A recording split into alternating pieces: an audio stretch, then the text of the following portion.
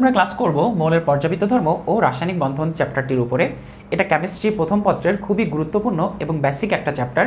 এই চ্যাপ্টার থেকে প্রতি বছর এমসিকিউ সিকিউ এসে থাকে এবং অ্যাডমিশনে এই চ্যাপ্টার থেকে এত বেশি প্রশ্ন আসতে দেখা যায় যে আমরা যদি বলি কেমিস্ট্রি প্রথম পত্রে যত প্রশ্ন আসে তার প্রায় 20 থেকে 30% প্রশ্ন এখান থেকে আসতে দেখা যায়। সো আজকে আমরা মৌলের পর্যাবৃত্ত ধর্ম ও রাসায়নিক বন্ধন চ্যাপ্টারটির উপরে ক্লাস করব, যেখানে আজকে আমরা পড়ব পর্যায় সারণী কী, পর্যায় সারণীর পরিচয় কী, পর্যায় সারণীর ইতিহাস কী। এরপর পর্যায় সারণীর 118টা মৌল মনে রাখার জন্য একটা ট্রিক্স রয়েছে, সেই ট্রিক্সটা শিখব। এরপর আমরা শিখব যে আমাদের 1 থেকে 30 পর্যন্ত মৌলের পারমাণবিক ভর কীভাবে শর্ট টেকনিকের মাধ্যমে মাথায় রাখতে পারি। এরপর আমরা যে টপিকটা শিখব সেটা হচ্ছে যে আমাদের এসপিডিএফ যে 4টা ব্লক আমরা দেখতে পাচ্ছি, এই 4টা ব্লকের মৌলগুলো কিভাবে চেনা যায়, কোন মৌল কোন ব্লকের অন্তর্ভুক্ত সেটা কিভাবে আইডেন্টিফাই করা যায়, এবং এসপিডিএফ ব্লকের টোটাল 50টা বৈশিষ্ট্য আমরা মুখস্থ করব। এরপর আমরা দেখব যে কোনো একটা মৌলের ইলেকট্রন বিন্যাস দেখে ওই মৌলটি পর্যায় সারণীর কত নম্বর গ্রুপে এবং কত নম্বর পর্যায়ে অবস্থিত সেটা আমরা দেখব। এরপরে আমরা চলে যাব যে এসপিডিএফ মৌলের ব্লকের যে আমরা ধর্মাবলীগুলো শিখে ফেললাম, তারপর আমাদের একটা সেপারেশন প্রয়োজন, অর্থাৎ অবস্থান্তর মৌল, যেটা আমাদের ডি ব্লকের অন্তর্ভুক্ত। সো অবস্থান্তর মৌল কি, অবস্থান্তর মৌল কাদেরকে বলা হয়, এবং অবস্থান্তর মৌলগুলো কীভাবে প্র্যাকটিক্যালি আমরা চিনতে পারি সেটা আমরা দেখব। যে সকল ডি ব্লক মৌল অবস্থান্তর মৌল নয়, সকল অবস্থান্তর মৌল ডি ব্লক মৌল হলেও সকল ডি ব্লক মৌল কিন্তু অবস্থান্তর মৌল নয়, অর্থাৎ এটা আমরা দেখব। এরপরে অবস্থান্তর মৌলের আমাদের বেশ কিছু ধর্মাবলী রয়েছে, রঙিন যৌগ কীভাবে গঠন করে, জটিল যৌগ কীভাবে গঠন করে, প্রভাবক হিসেবে কীভাবে ক্রিয়া করে, একাধিক জারণমান কীভাবে দেখায়, প্যারাচুম্বকীয় ধর্ম কীভাবে দেখায় সেটা আমরা দেখব। এর মধ্যে আমরা একটা বেসিক পার্ট পড়ব, সেটা হচ্ছে জটিল যৌগ কাকে বলে, জটিল যৌগের মধ্যে কি কি পার্ট থাকে, জটিল যৌগ দেখেই কিভাবে চিনে ফেলা যায়, লিগ্যান্ড কাকে বলা হয় এবং লিগ্যান্ডের প্রকারভেদ কি, কিলেটস যৌগ কি সেটা আমরা দেখব। এরপরে আমরা দেখব যে আমাদের এই জটিল যৌগ কীভাবে সংকরায়ন করা, অর্থাৎ জটিল যৌগের সংকরণটা দেখব। এবং তারপরে আমরা জটিল যৌগের সংকরণের মধ্যে যে ব্যতিক্রম পার্টগুলো রয়েছে সেটা আমরা দেখব। এবং এরপরে আমরা দেখব নিষ্ক্রিয় গ্যাসসমূহ কীভাবে কিলেটস যৌগ গঠন করে সেটা। এবং সবশেষে আমরা দেখব যে এই যে 10 থেকে 12টা টপিকগুলোর কথা বললাম, এগুলোর উপরে কী কী ধরনের প্রশ্ন বিগত বছরগুলোতে এসেছে সেগুলো আমরা অ্যানালাইসিস করব। সো এই 10 থেকে 12টা টপিক আজকের ক্লাসে আমরা শেষ করে ফেলব। সো এই টপিকগুলো আমরা একদম বেসিক থেকে একদম ডিটেলস পর্যন্ত আমরা পড়ার চেষ্টা করব, যেটা তোমাকে এইচএসসি এবং অ্যাডমিশনে এই টপিকগুলোর উপরে যে কোনো ধরনের প্রশ্ন আসলে সেটা যেন তুমি পারো সেভাবে পারদর্শী করে তোলার চেষ্টা করব। সো আমরা আমাদের ক্লাসে চলে যাচ্ছি। সো মৌলের পর্যাবৃত্ত ধর্ম রাসায়নিক বন্ধন এর প্রথম লেকচারে তোমাদের সবাইকে স্বাগতম। সো আমরা এখানে একটা পর্যায় সারণী দেখতে পাচ্ছি। এই পর্যায় সারণী আমাদের এসএসসি বা 9-10 লেভেলে আমরা কিন্তু পড়ে এসেছি, কিন্তু আমরা অনেকেই জানি না যে এই পর্যায় সারণীর মধ্যে আমাদের কত ধরনের খুঁটিনাটি বিষয় রয়েছে। আমি যেহেতু বলেছিলাম যে একদম বিস্তারিত তোমাদেরকে পড়াবো একদম বেসিক থেকে, সো অল্প সময়ের মধ্যে তোমাদের বেসিকটা একটু মনে করিয়ে দিতে চাই। সো দেখো এখানে আমরা পর্যায় সারণী দেখতে পাচ্ছি। এই পর্যায় সারণীর মধ্যে আমাদের টোটাল 29 সংখ্যা নিয়ে কাজ করতে হবে, 29 সংখ্যা নিয়ে কাজ করতে হবে। আমরা অনেকে তাস খেলে থাকি, অর্থাৎ কার্ড খেলে থাকি, সেখানে 29 বলে একটা খেলা আছে, সেই 29 সংখ্যাটি নিয়ে আমরা আসলে খেলা করতে চাই। কিভাবে 29 সংখ্যাটি নিয়ে খেলা করতে চাই সেটা একটু দেখো, যে এই জিনিসটা আমাদেরকে জানতে হবে। আমরা পর্যায় সারণীতে দেখতে পাই যে পর্যায় সারণীতে আমাদের 18টা গ্রুপ রয়েছে, তাই না? এই 18টা গ্রুপ সম্পর্কে জানতে হবে। এরপর আমরা জানি পর্যায় সারণীতে 7টি পর্যায় রয়েছে, তাই না? তাহলে 18 7 কত? 25। এবং আমরা জানি পর্যায় সারণীতে এসপিডিএফ 4টা ব্লক রয়েছে, তাহলে সংখ্যা কত হলো দেখো তো? এই 18 7 আর 4 মিলে আমাদের কি 29 হয়ে গেল না? এই 29 সংখ্যাটা নিয়েই মূলত মৌলের পর্যাবৃত্ত ধর্ম ও রাসায়নিক বন্ধন এই টোটাল চ্যাপ্টারটা আমাদেরকে স্টাডি করতে হয়। সো এই 29 সংখ্যাটা যার ক্লিয়ার থাকে তার আসলে পুরো পর্যায় সারণী বেসিকই ক্লিয়ার থাকে। সো আমরা এইভাবে করেই স্টাডি করা শুরু করব। সো আমাদের এই 29 সংখ্যাটা স্টাডি করতে গেলে প্রথমে যে ব্যাপারটা নিয়ে আমাদেরকে অ্যানালাইসিস করতে হবে সেটা হচ্ছে 18 এবং 7, তারপর আমরা 4 নিয়ে স্টাডি করব। সো 18 এবং 7-এর মধ্যে আসলে বেসিক ব্যাপারটা আসলে কি, এটা তো আমরা প্রত্যেকেই জানি যে পর্যায় সারণীর 18 গ্রুপ রয়েছে, 7টি পর্যায় রয়েছে। যেমন আমরা যদি কোনো একটা এটাকে একটা ব্রেড চিন্তা করি, অর্থাৎ এটা একটা রুটি, এটা আমরা রুটি খাবো।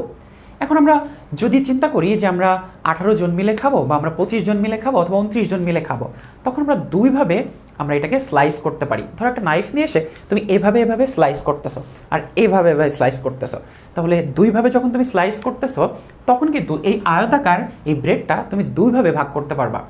আমি যেটা বোঝাতে চাচ্ছি সেটা হচ্ছে তুমি যদি পাশ থেকে পতে পাশ, পাশ মানে হচ্ছে এভাবে এভাবে যদি স্লাইস করো, পাশ থেকে স্লাইস করো, তাহলে 7 জন বন্ধুকে তুমি দিতে পারবা। তো পতে পাশ আর পতে হচ্ছে পিরিয়ড। সো আশা করি ব্যাপারটা এভাবে তোমাদের মনে থাকবে।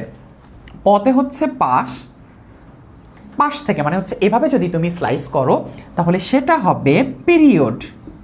এবং অন্যভাবে তুমি মনে রাখতে পারো, তুমি যদি সাইড থেকে স্লাইস করো, সাইড থেকে যদি তুমি স্লাইস করো তাহলে তুমি দেখো যেটা পাবা সেটা হচ্ছে সারি। সো এই 4টা জিনিসই কিন্তু একই, অর্থাৎ আমাদের পিরিয়ডও যা, সাইডও তাই, সারিও তাই, এবং পদে হচ্ছে পর্যায়। সো এই 5টা জিনিস সেম। অর্থাৎ আমরা সারি বা পর্যায় বা সাইড বা আমরা পিরিয়ড যেটাই বলি না কেন সেটাই হচ্ছে আমাদের এই 7টা পর্যায়কে বোঝায়। সো আমরা অনেক সময় ভিন্ন ভিন্ন টার্ম দেখে আমরা কিন্তু গুলিয়ে ফেলি। আমাদের অনেক সময় জ্ঞানমূলক অনুধাবনমূলক প্রশ্ন এসে থাকে, অর্থাৎ আমরা এমসিকিউতে অনেক সময় এই টার্মগুলো দেখে গুলিয়ে ফেলি। সো আশা করি এখন থেকে তোমাদের আর এই টার্মগুলো গুলায় যাবে না। প মনে রাখবো এবং দন্তের স মনে রাখবো। এখন আসো, এইভাবে করে আমি যখন 7টা পর্ব করলাম, সেই 7টা পর্বের মধ্যে আমরা 1 থেকে 7 পর্যন্ত যে অঙ্কিত করেছি তার আবার কিন্তু ভিন্ন ভিন্ন নাম রয়েছে। যেমন 1 নাম্বার পর্যায় বা 1 নাম্বার পিরিয়ডকে অতি ক্ষুদ্র পর্যায় বলা হয়। কেন? কারণ এখানে 2টা মৌল রয়েছে, হাইড্রোজেন এবং হিলিয়াম। প্রায় এমসিকিউ আসতে দেখা যায় কোন পর্যায়কে অতি ক্ষুদ্র পর্যায় বলা হয়ে থাকে। তাহলে সেক্ষেত্রে অ্যান্সারটা হচ্ছে 1 নাম্বার পর্যায়কে অতি ক্ষুদ্র পর্যায় বলা হয়। এরপর 2 এবং 3 এই দুটি পর্যায়কে ক্ষুদ্র পর্যায় বলা হয়। কেন? কারণ এই দুটি পর্যায়ে টোটাল 8টি করে মৌল রয়েছে। এটা কিন্তু আমাদের একটা পূর্ণাঙ্গ পর্যায় সারণী, যেখান থেকে আমরা কনসেপ্টটা ক্লিয়ার করে নেওয়ার চেষ্টা করব, রিভাইজ করে নেওয়ার চেষ্টা করব। আমি যত ধরনের ইনফরমেশন আমাদের এইচএসসি এবং অ্যাডমিশনের জন্য প্রয়োজন সেগুলো সবই তোমাদেরকে দেখিয়ে দিচ্ছি। সো এই 2 নম্বর এবং 3 নম্বরকে ক্ষুদ্র পর্যায় বলা হয়। কেন বলা হয়? কারণ এখানে 8টি মৌল রয়েছে।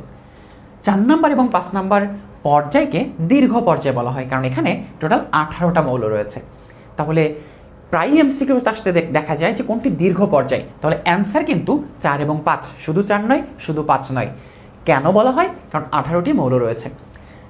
6 নম্বর এবং 7 নম্বর পর্যায়কে অতি দীর্ঘ পর্যায় বলা হয়। কেন? কারণ এই দুটি পর্যায়ে টোটাল 32টা মৌল রয়েছে, কিন্তু আমরা দেখে তো বুঝতে পারছি না এখানে 32টা। এখানে যদি 18টা হয়, এখানে 18টা হয়, এখানেও তো 18টা থাকার কথা, কিন্তু না। এই যে তোমরা এখানে যে আমাদের সবুজ কালিতে এল এবং এসি দেখতে পাচ্ছ, এই মহাশয়গুলোর এই জায়গাটাতে অবস্থান হওয়ার কথা। একজনের পিঠে একজন, একজনের পিঠে একজন, আরেকজনের পিঠে আরেকজন, অর্থাৎ ঠিক এই জায়গাটাতে 15টা মৌল আছে।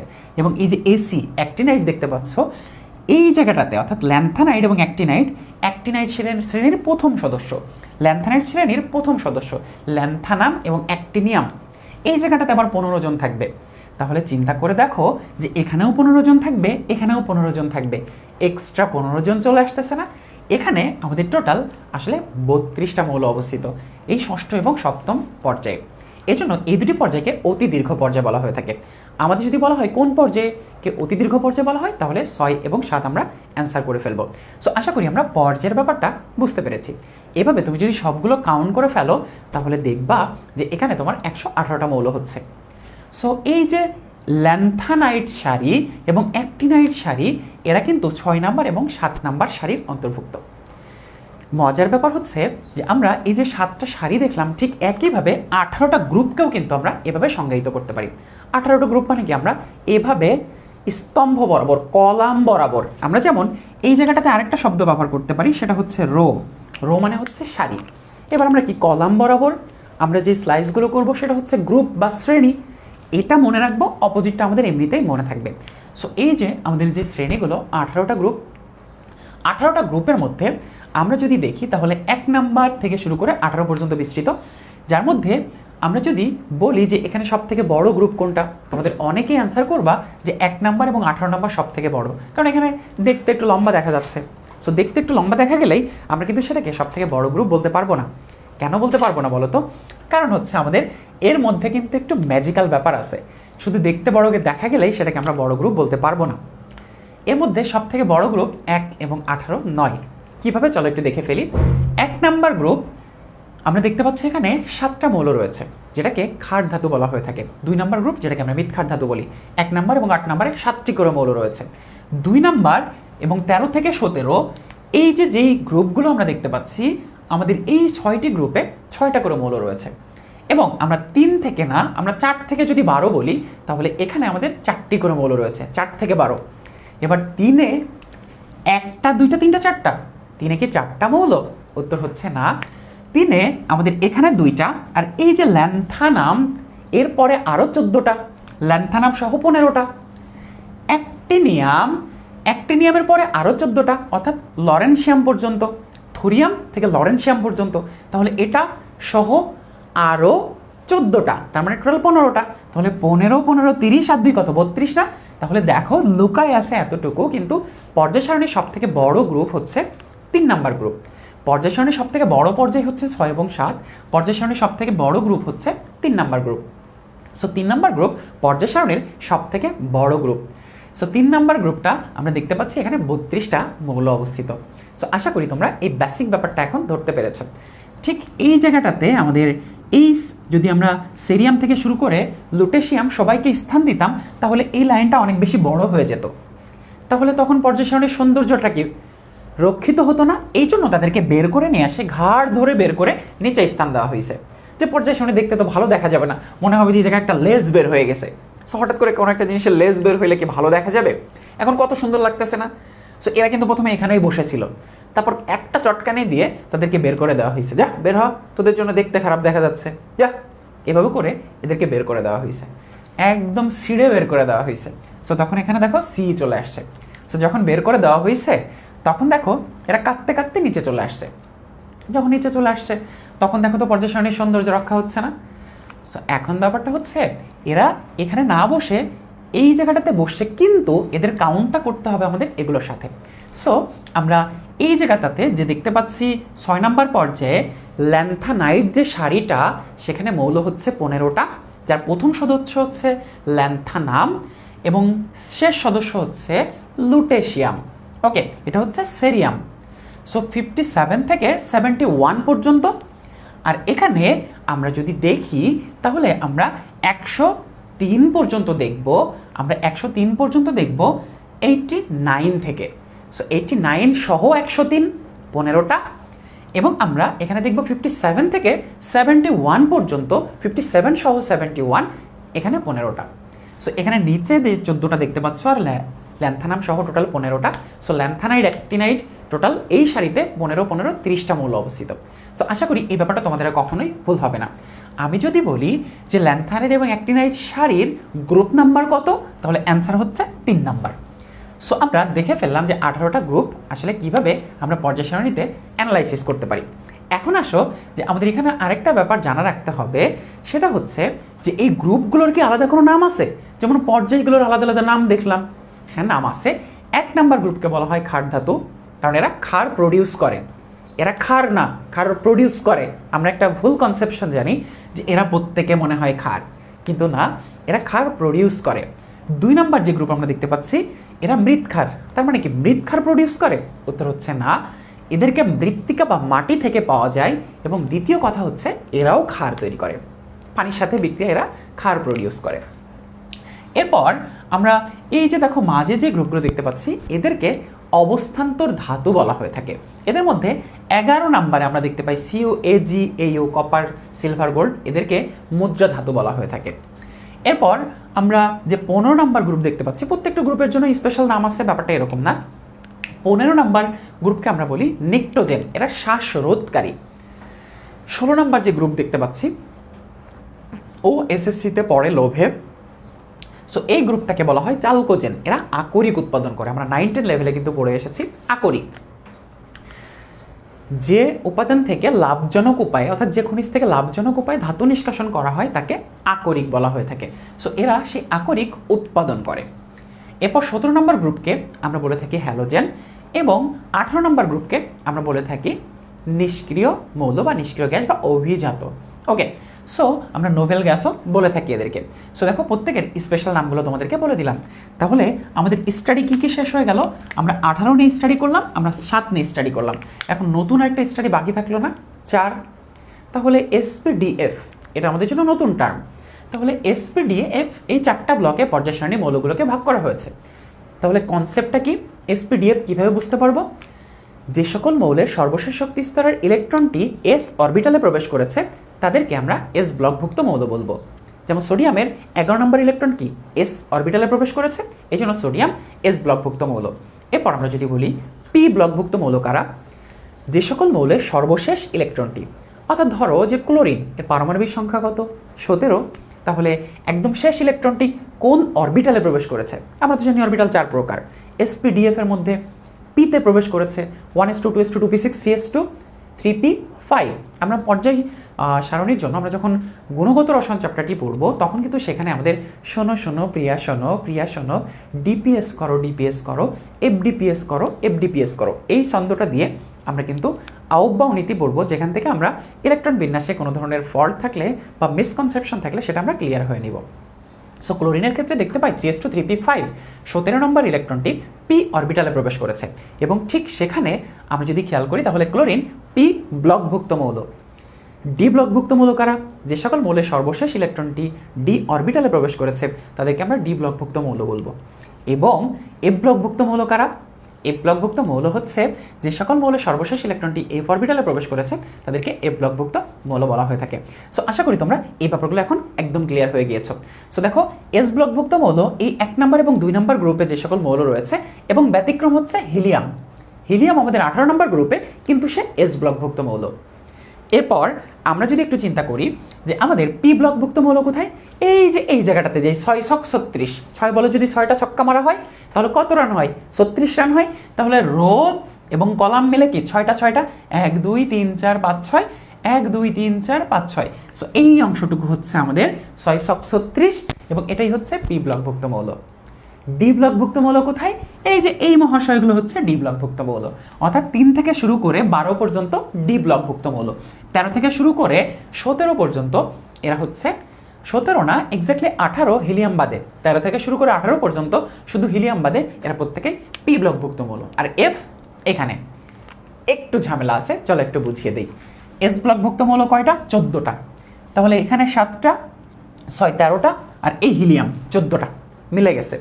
পি ব্লকভুক্ত মৌল এস এর পরেই কিন্তু পি না, এস এর পরে ডি তারপর কিন্তু পি। সো পি ব্লকভুক্ত হচ্ছে এই 6 ছক 36টা। তাহলে এইটুকু শেষ এইটুকু শেষ। এবার আসো ডি ব্লকভুক্ত মৌল। এখানে আমি দেখতে পাচ্ছি 1 2 3 4 1 2 3 4 5 6 7 8 9 10, তাহলে 40টা হওয়ার কথা, কিন্তু 41টা কেন? ব্যাপারটাও হইতেছে এই যে এখানে যে টিএইচটা দেখতে পাচ্ছ, এই টিএইচ এল এ এবং এসি এই 3জন হচ্ছে ডি ব্লকভুক্ত মৌল। তাদেরকে কিন্তু এফ ব্লকভুক্ত মৌল হওয়ার কথা ছিল, কিন্তু অ্যানালাইসিস করে দেখা গেছে সর্বশেষ ইলেকট্রনটা কিন্তু ডি অরবিটালে প্রবেশ করেছে। তাহলে ল্যান্থানাম অ্যাক্টিনিয়াম এরা কিন্তু এফ ব্লকভুক্ত মৌল হওয়ার কথা ছিল, কিন্তু এফ ব্লকভুক্ত মৌল না, এরা ডি ব্লকভুক্ত মৌল। কোন 3টা ব্যতিক্রম? ল্যান্থানাম, অ্যাক্টিনিয়াম এবং থোরিয়াম। এটা কিন্তু এমসিকিউতে প্রায়ই আসতে দেখা যায় যে ডি ব্লকভুক্ত মৌলের সংখ্যা কত, কোন 3টি ব্যতিক্রম? ল্যান্থানাম, অ্যাক্টিনিয়াম এবং থোরিয়াম, এই 3টি ব্যতিক্রম। এই 3টি আপাত দৃষ্টিতে মনে হয় এটা এফ ব্লকভুক্ত মৌল, কিন্তু না, বাস্তবে এটা কিন্তু ডি ব্লকভুক্ত মৌল। তাহলে ডি ব্লকভুক্ত মৌল এই 40টা এবং টিএইচ সহ, তাহলে টোটাল কয়টা? 41টা। এবার তাহলে এফ ব্লকভুক্ত মৌল তো 30টা হওয়ার কথা, এই 15 এই 15, মানে এখানে মূলত ল্যান্থানাম এবং অ্যাক্টিনিয়াম তো হবে, তাহলে 15 15 30 হওয়ার কথা, কিন্তু 27 কেন? ওই যে 3জন বাদ পড়ে গেছে। কোন 3জন? ল্যান্থানাম, অ্যাক্টিনিয়াম এবং থোরিয়াম, এই 3জন বাদ পড়ে গেছিল, ওই 3জন তো ডিতে চলে গেছিল, তাহলে টোটাল হলো 27। এবার চলো আমরা একটু যোগ করে দেখি। আমরা যোগ করে দেখি যে আমাদের এস ব্লকভুক্ত হচ্ছে 14, পি ব্লকভুক্ত হচ্ছে 36, ডি ব্লকভুক্ত 41 এবং এফ ব্লকভুক্ত 27। সো আমরা 118 পেয়ে যাব। 7 আর 1 8 আর 6 আর 4 10, তাহলে 18। সো আমরা 118টা মৌল পাবো। সো 1989 সালে আমাদের যে সর্বাধুনিক পর্যায় সারণী প্রবর্তিত হয়, সেই সর্বাধুনিক পর্যায় সারণীতে আমরা 118টা মৌল দেখতে পাই, যার সর্বশেষ মৌল হচ্ছে অর্গানিসন এবং প্রথম মৌল হচ্ছে হাইড্রোজেন। সর্বশেষ মৌল কিন্তু লরেনশিয়াম না, এদেরকে ধাক্কা দিয়ে এখান থেকে বের করে দেওয়া হয়েছে। সো এটা হচ্ছে আমাদের সেই অর্গানিসন। সো আশা করি তোমরা এতটুকু ব্যাপার বুঝে নিয়েছো। সো আমরা পুরো পর্যায় সারণীটা অ্যানালাইসিস করে নিলাম।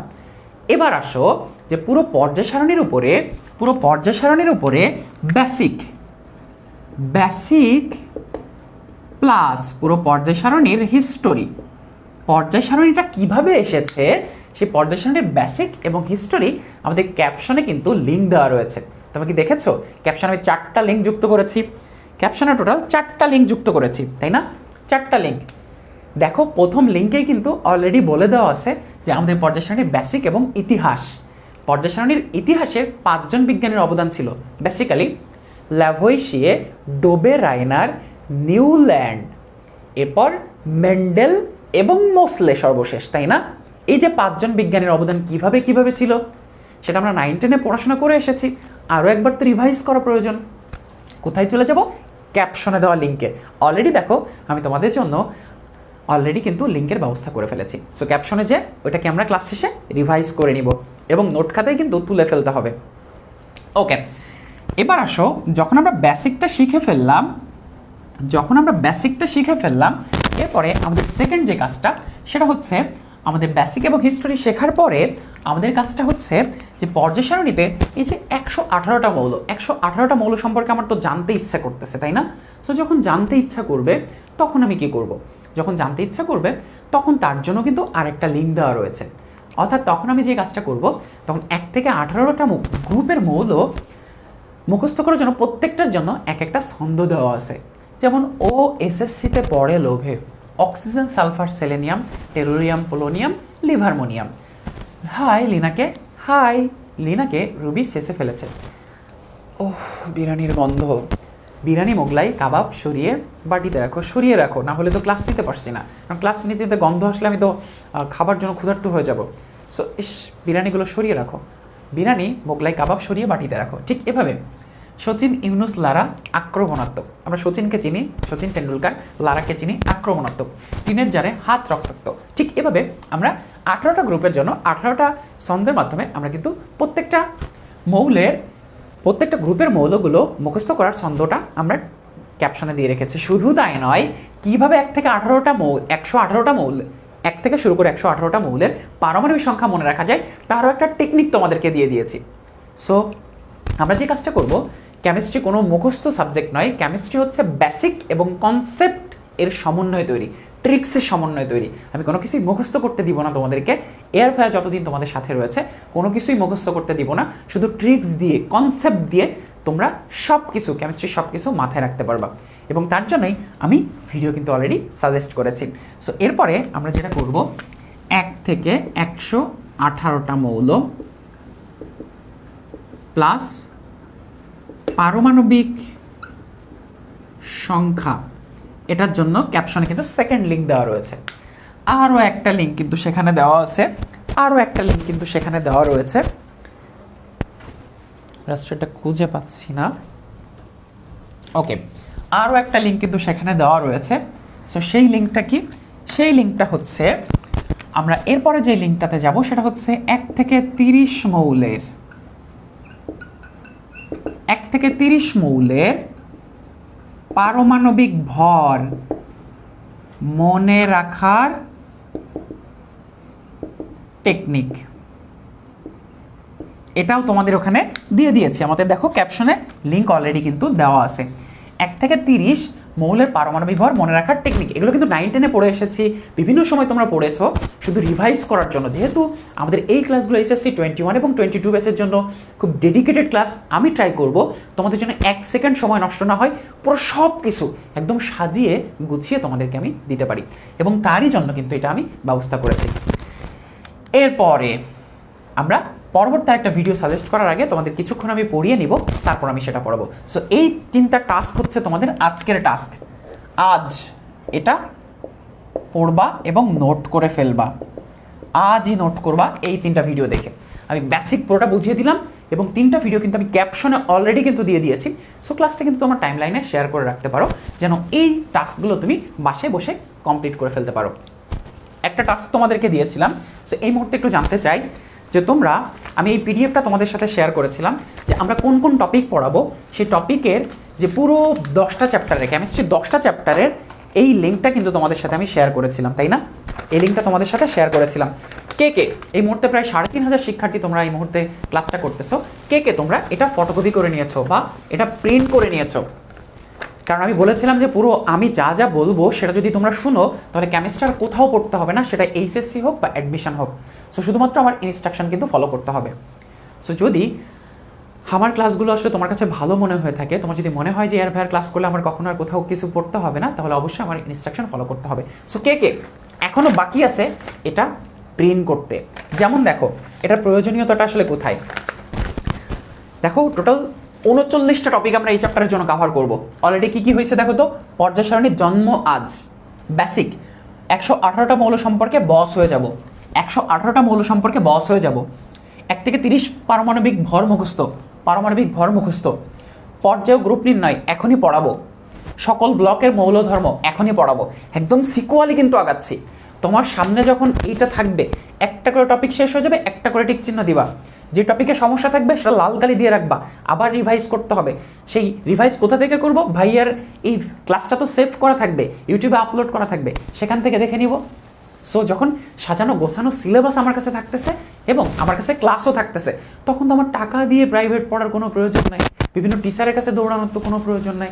এত সহজভাবে সাজিয়ে গুছিয়ে যখন তোমার কাছে আমি দিয়ে দিচ্ছি, হঠাৎ করে টপিকের সমস্যা, ও আচ্ছা এর ভাইয়ার ওই প্লেলিস্টের মধ্যে আছে, এই টপিকের সমস্যা ওই প্লেলিস্টের মধ্যে আছে, আচ্ছা আমি ক্লাসটা রিভাইজ করব, সবগুলো একবার দেখে নাও যে তোমার সিলেবাসে কী কী টপিক আছে, সবগুলো শেষ। সো আমার প্রিপারেশান শেষ।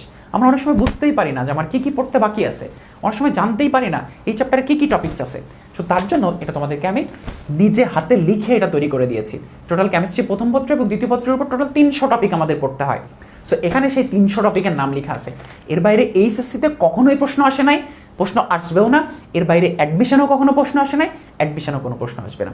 সো এটা তোমাদের জন্য কত গুরুত্বপূর্ণ যাদের পড়ার টেবিলে আছে শুধু তারাই জানো।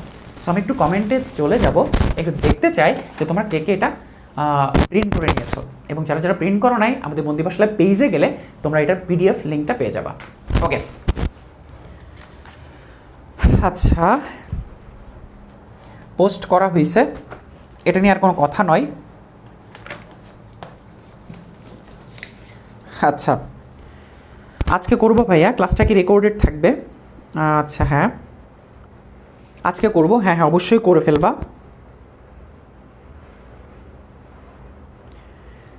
আমার কলেজ লাইফে রসায়ন 2 মাস পড়েছিলাম কিন্তু কিছুই বুঝিনি, ভাইয়ের ক্লাস করা শুরু করছি। আচ্ছা যাক, আমি আজকে খুব বেশি কমেন্ট নিব না, তোমাদেরকে যখনই কোনো টাস্ক দিব সেই টাস্কের উপরে শুধুমাত্র আমি কমেন্ট নিব।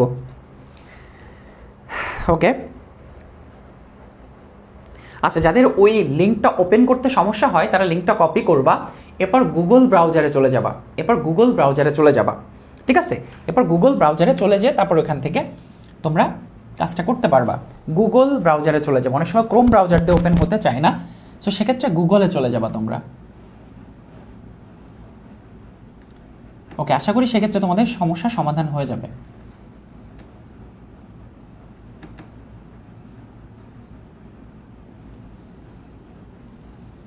ওকে আচ্ছা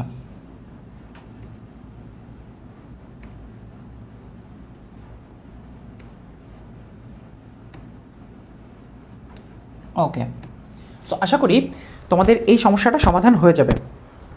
আচ্ছা ট্র্যাক থেকে বেটার। আচ্ছা আচ্ছা আরেকটা প্রশ্ন করতে চাই, যেহেতু আজকের সকালটা যে কোনো সকালের থেকে একটু ভিন্ন, অর্থাৎ অন্যান্য দিন এই সময় আমি ঘুমিয়ে থাকি, কিন্তু এই সময় আমি কেমিস্ট্রি রিভাইজ করতেছি, যেই ধরনের ইনফরমেশন বা যেই ধরনের টপিক কখনো পড়ি নাই সে টপিকগুলো কিন্তু এখন লাইভে পড়তেছি।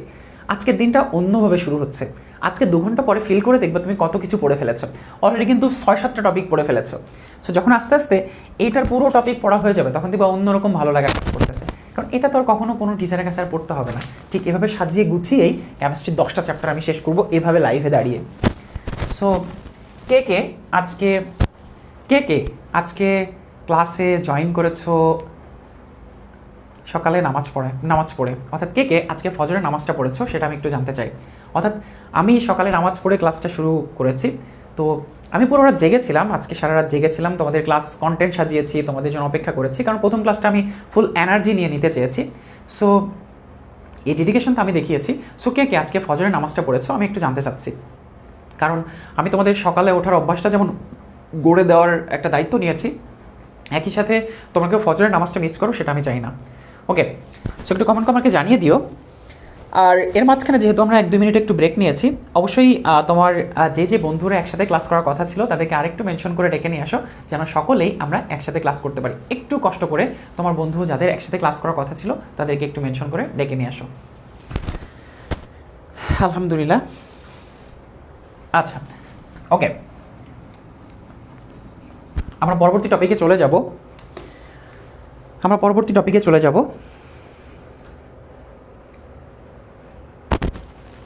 ভাই ক্লাস টপিক এবং শার্ট রেকর্ডেড ক্লাসের সাথে মিলে যাচ্ছে। আকাশ বলেছ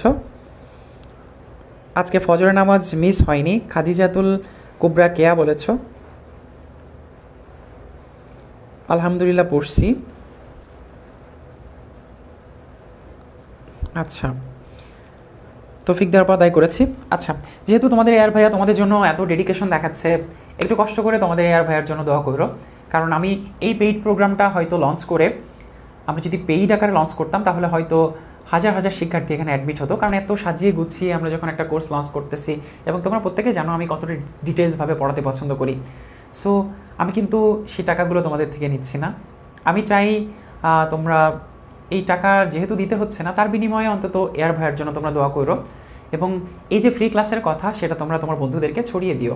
আশা করি এই ক্লাসগুলো করলে কেমিস্ট্রি আর কোথাও কিছুই পড়তে হবে না। তুমি দেখো, তুমি যেই টিচারের কাছেই পড়ো না কেন, পর্যায় সারণী এভাবে ভেঙে ভেঙে বুঝিয়ে দিবে না। তুমি যেই শিক্ষকের কাছেই পড়ো না কেন, এত ভেঙে ভেঙে বুঝিয়ে দিবে না বা দেয়নি। তুমি যেখানেই পড়ো না কেন, এই বেসিক প্লাস হিস্টোরি তোমাকে পড়াবে না, বলবেও আচ্ছা হিস্টোরি আবার পড়ানোর কি আছে। সো সেটাও দেখো আমি ক্যাপশনে লিঙ্ক দিয়ে দিয়েছি। তোমাকে 1 থেকে 118টা মৌল মুখস্থ করার জন্য, এত শর্ট টেকনিক এবং পারমাণবিক সংখ্যা মনে রাখার জন্য এই টেকনিকগুলো তোমাকে শেখাবে না। এই টেকনিকগুলো শিখে কি উপকার হবে, কত জায়গায় উপকার হবে, সেটা তুমি যখন এই চ্যাপ্টার থেকে প্রশ্নপত্র যখন তুমি অ্যানালাইসিস করতে যাবো তখনই বুঝতে পারবা। হঠাৎ করে কোনো একটা পারমাণবিক সংখ্যা কতটা টেকনিকের মাধ্যমে বের করে যে কতটা তোমাকে হেল্পফুল বা তোমার জন্য কতটা হেল্পফুল হবে, সেটা তুমি তখনই বুঝতে পারবা। আমার যখন সমস্ত বেসিক জানা থাকবে তখন আমাকে তো কেউ আটকাতে পারবে না। এই জন্য কখনোই এই ধরনের চিন্তা করবা না যে এটা আমি পড়বো না, এটা তো সিলেবাসে না, এটা 9-10 টপিক, কিছুই বাদ দেওয়া যাবে না। ডিটেলসভাবে পড়ো, কোথায় কোন বেসিক লেগে যায় সেটা তুমি কখনোই জানতে পারবে না। যখন সব বেসিক তোমার মাথার মধ্যে থাকবে না, তখন পড়তে তোমার কাছে খুব বেশি মজা লাগবে। 1 থেকে 30 মোলের পারমাণবিক মনে রাখার টেকনিক তোমাকে টিচার এই এইচএসসি লেভেলে পড়াবে না তোমাকে। এরপর আমি যে ব্লকের ধর্মগুলো পড়াবো সেটা তোমাকে পড়াবে না কেউ। এরপর আমি যদি যে বেসিক জিনিসগুলোর কথা বলতেছি, এই সময় এসে কেউ তোমাকে পড়াবে না। সো এত বিস্তারিতভাবে কেউ আসলে পড়ায় না, পেইড প্রোগ্রামেও পড়ায় না।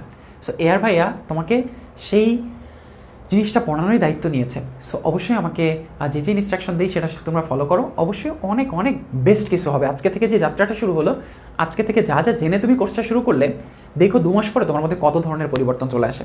সো আমরা এক্সট্রা কোনো ধরনের কথা বলবো না। ওকে, ঠিক আছে, এই লিঙ্কগুলো আমি ক্যাপশনে অলরেডি অ্যাড করে দিয়েছি।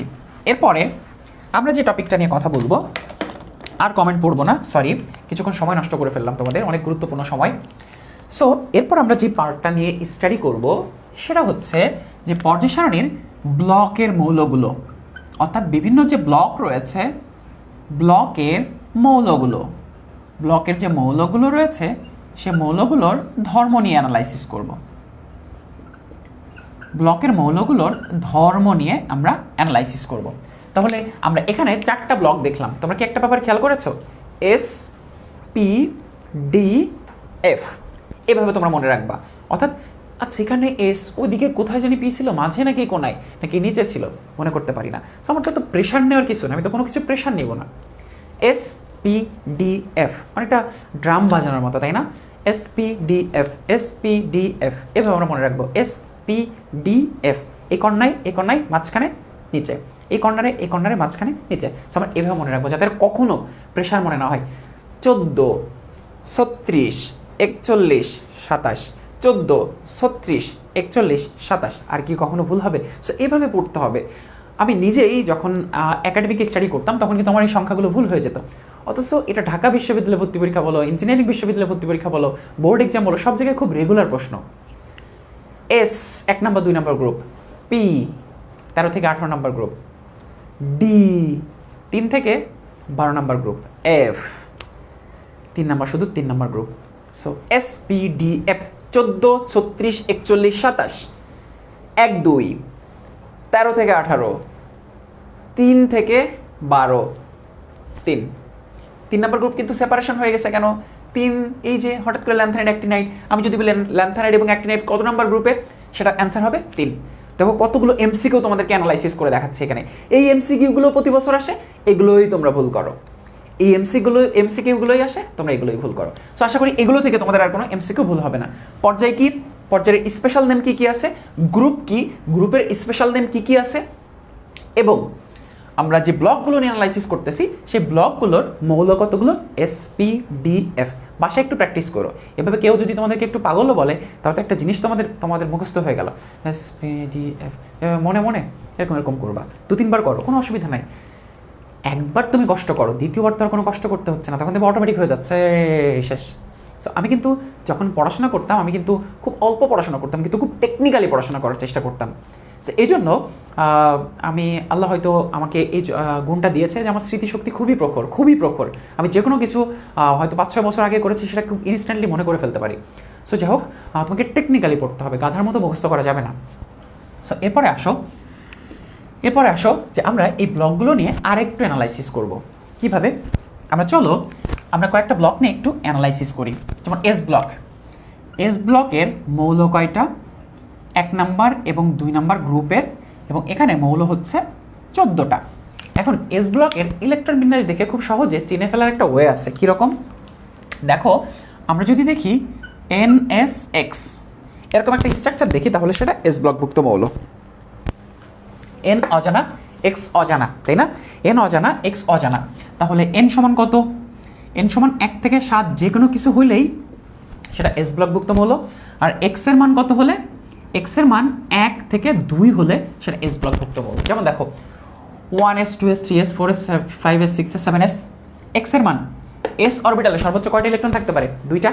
সো এভাবে দেখে আমরা NSX এই ফরমেশন যদি আমরা দেখি, তাহলে সেটা এস ব্লকভুক্ত মৌল। অনেক সময় কিন্তু এমসিকিউতে আসে এস ব্লকভুক্ত মৌল চেনার উপায় কোনটি, বা এস ব্লকভুক্ত মৌলের সর্বশেষ শক্তি স্তরটার কাঠামো দেখতে কীরকম।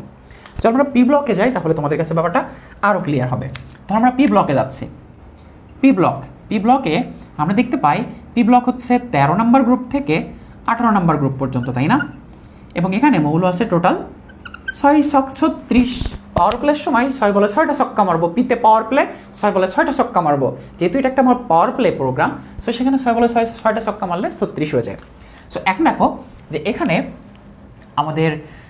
আমরা কি মাথায় রাখতে পারি, দেখো একটু খেয়াল করে, যে আমার এখানে এদের সাধারণ সংকেতটা হচ্ছে কি দেখে আমরা চিনব, সেটা হচ্ছে NS2NPX। আমরা কিন্তু পিকে একা একা কখনো দেখি না, পি কিন্তু এস এর সাথেই থাকে। তাহলে খেয়াল করে দেখো যে এখানে আমাদের এন এর মান কত হতে পারে। আচ্ছা দেখো তো 1s 1p হয়, 1 এর তো পি নাই, পি কতর আছে? 2 এর আছে, তাহলে এন এর মান 2 থেকে 7 পর্যন্ত হতে পারে। কারণ আমরা দেখছি 3s2 3p5, 3s2 3p5, 3 P এর সাথে যে সংখ্যাটা থাকবে, সহগটা থাকবে, এন এর সাথে কিন্তু সেই সংখ্যাটাই থাকবে। 2s2 2p4, 2s2 2s2 2s2 2p, এই দুটোর সংখ্যাই কি সেম না? ওকে, এবার হচ্ছে এক্স এর মান কত হবে? 1 থেকে পি অরবিটালে সর্বোচ্চ 6টা ইলেকট্রন থাকতে পারে। এই মাথার উপরে এক্স। আমি জাস্ট এভাবে তোমাদেরকে ফরমেশনটা বোঝানোর চেষ্টা করতেছি, যে এই ফরমেশন দেখলে সেটা পি ব্লকের অন্তর্ভুক্ত হবে। এরপর আমরা যদি ডিতে চলে যাই, ডি অরবিটাল দেখে চিনবো আমরা, বা ডি অরবিটাল কত থেকে কত আমরা দেখব হচ্ছে 3 থেকে শুরু করে 12 পর্যন্ত, এবং এখানে টোটাল মৌল আছে 41টা। আমরা যদি বলি এটার ফরমেশন কীরকম, n-1 dxns2।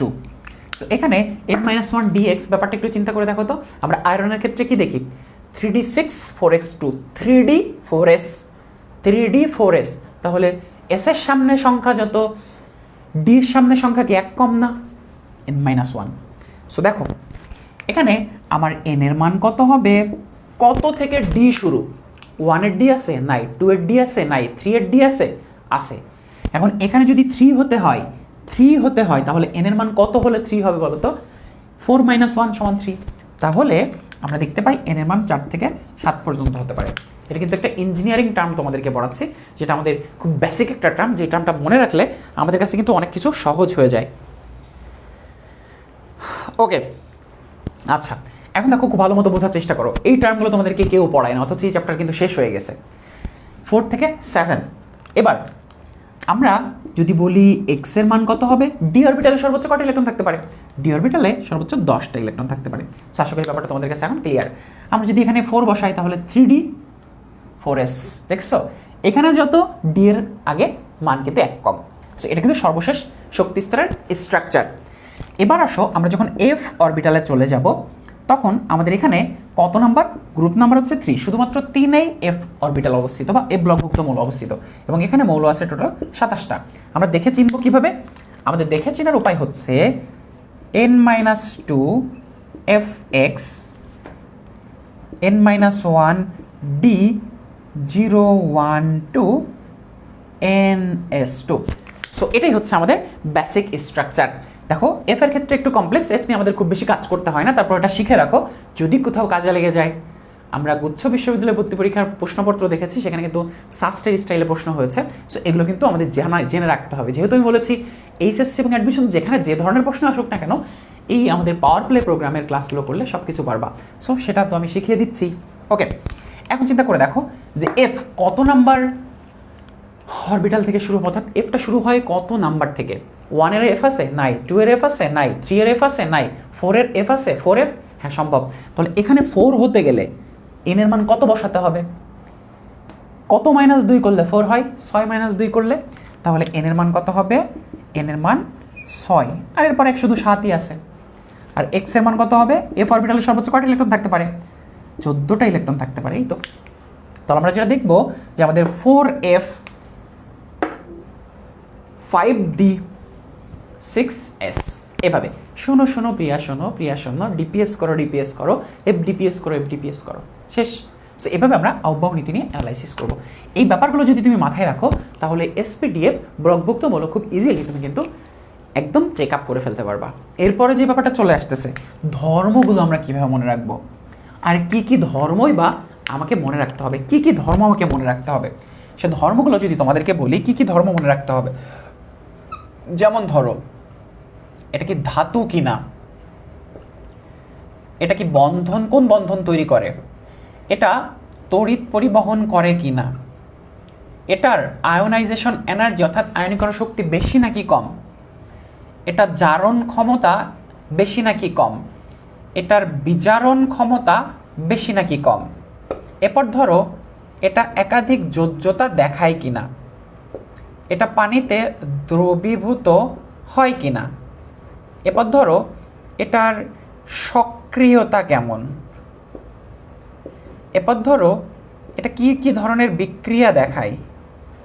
সো এই যে দেখো যে টার্মগুলো আমি লিখতেছি, যে টার্মগুলো আমি তোমাদেরকে এখানে লিখতেছি, এগুলো এস ব্লকের জন্য কি, পি ব্লকের জন্য, যেমন ধরো আরও কিছু টার্ম আছে, যেমন চুম্বক ধর্ম, তারপর 12 রঙিন যৌগ গঠন করে কিনা। এই যে টার্মগুলো এখানে আমি লিখতেছি, খেয়াল করে দেখো যতগুলো টার্ম আমি এখানে লিখতেছি প্রত্যেকটা term S P D F এগুলোর ভিত্তিতে আমাদের মুখস্থ করতে হবে। কতগুলো, 50টা বৈশিষ্ট্য লাগবে। এই 50টা বৈশিষ্ট্য বিভিন্ন সময় এমসিকিউতে রিটেন টেস্টের জন্য অনেক বেশি গুরুত্বপূর্ণ। এখন এগুলো সাজিয়ে গুছিয়ে তো বইতে দেওয়া নাই, তাহলে আমি কীভাবে মুখস্থ করবো। যেমন আমি যদি বলি এস ব্লকের মৌলগুলো কি ধাতু, হ্যাঁ ধাতু। পি ব্লকের মৌলগুলো সব কি ধাতু, দেখো তো এরা কি ধাতু, হ্যাঁ ধাতু অধাতু উভয়ই। এস ব্লকের মৌলসমূহ কোন ধরনের বন্ধন গঠন করে, ধাতু তো আয়নিক বন্ধন গঠন করে, ধাতব বন্ধন গঠন করে। পি ব্লকের মৌলসমূহ সমযোজী বন্ধন গঠন করে, আয়নিক বন্ধন গঠন করে। তাহলে এই ব্যাপারগুলো তো আমাদের জানতে হবে, এই ব্যাপারগুলো কি আমাদের জানতে হবে না? তাহলে পার্থক্য আকারে যদি আমি পড়তে পারি বৈশিষ্ট্য, কিন্তু পার্থক্য আকারে যখন পড়তে পারবো তখন এই ব্যাপারগুলো কি আমাদের কাছে একদম সহজ হয়ে যাবে না? বৈশিষ্ট্য মুখস্থ হয়ে যাবে, পার্থক্য আকারে মনেও রাখতে পারবো। এতক্ষণ আমরা যে কনসেপ্টগুলো ক্লিয়ার হলাম সেটার পূর্ণতা পাবে এই টপিকগুলো যখন আমি শিখবো। একটু কঠিন মনে হচ্ছে তাই না? হঠাৎ করে এসে চ্যাপ্টারটা কঠিন লাগা শুরু হয়ে গেল। এই টপিকটা কেউ পড়ায় না। কোথা থেকে পাবো?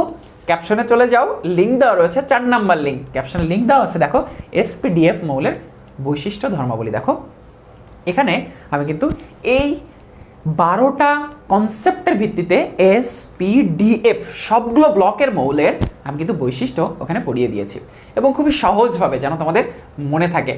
এসপিডিএফ রিলেটেড আর কোনো ধরনের প্রবলেম তোমাদের থাকবে না। এই টপিক কেউই পড়ায় না, আমি কিন্তু পড়িয়ে দিলাম।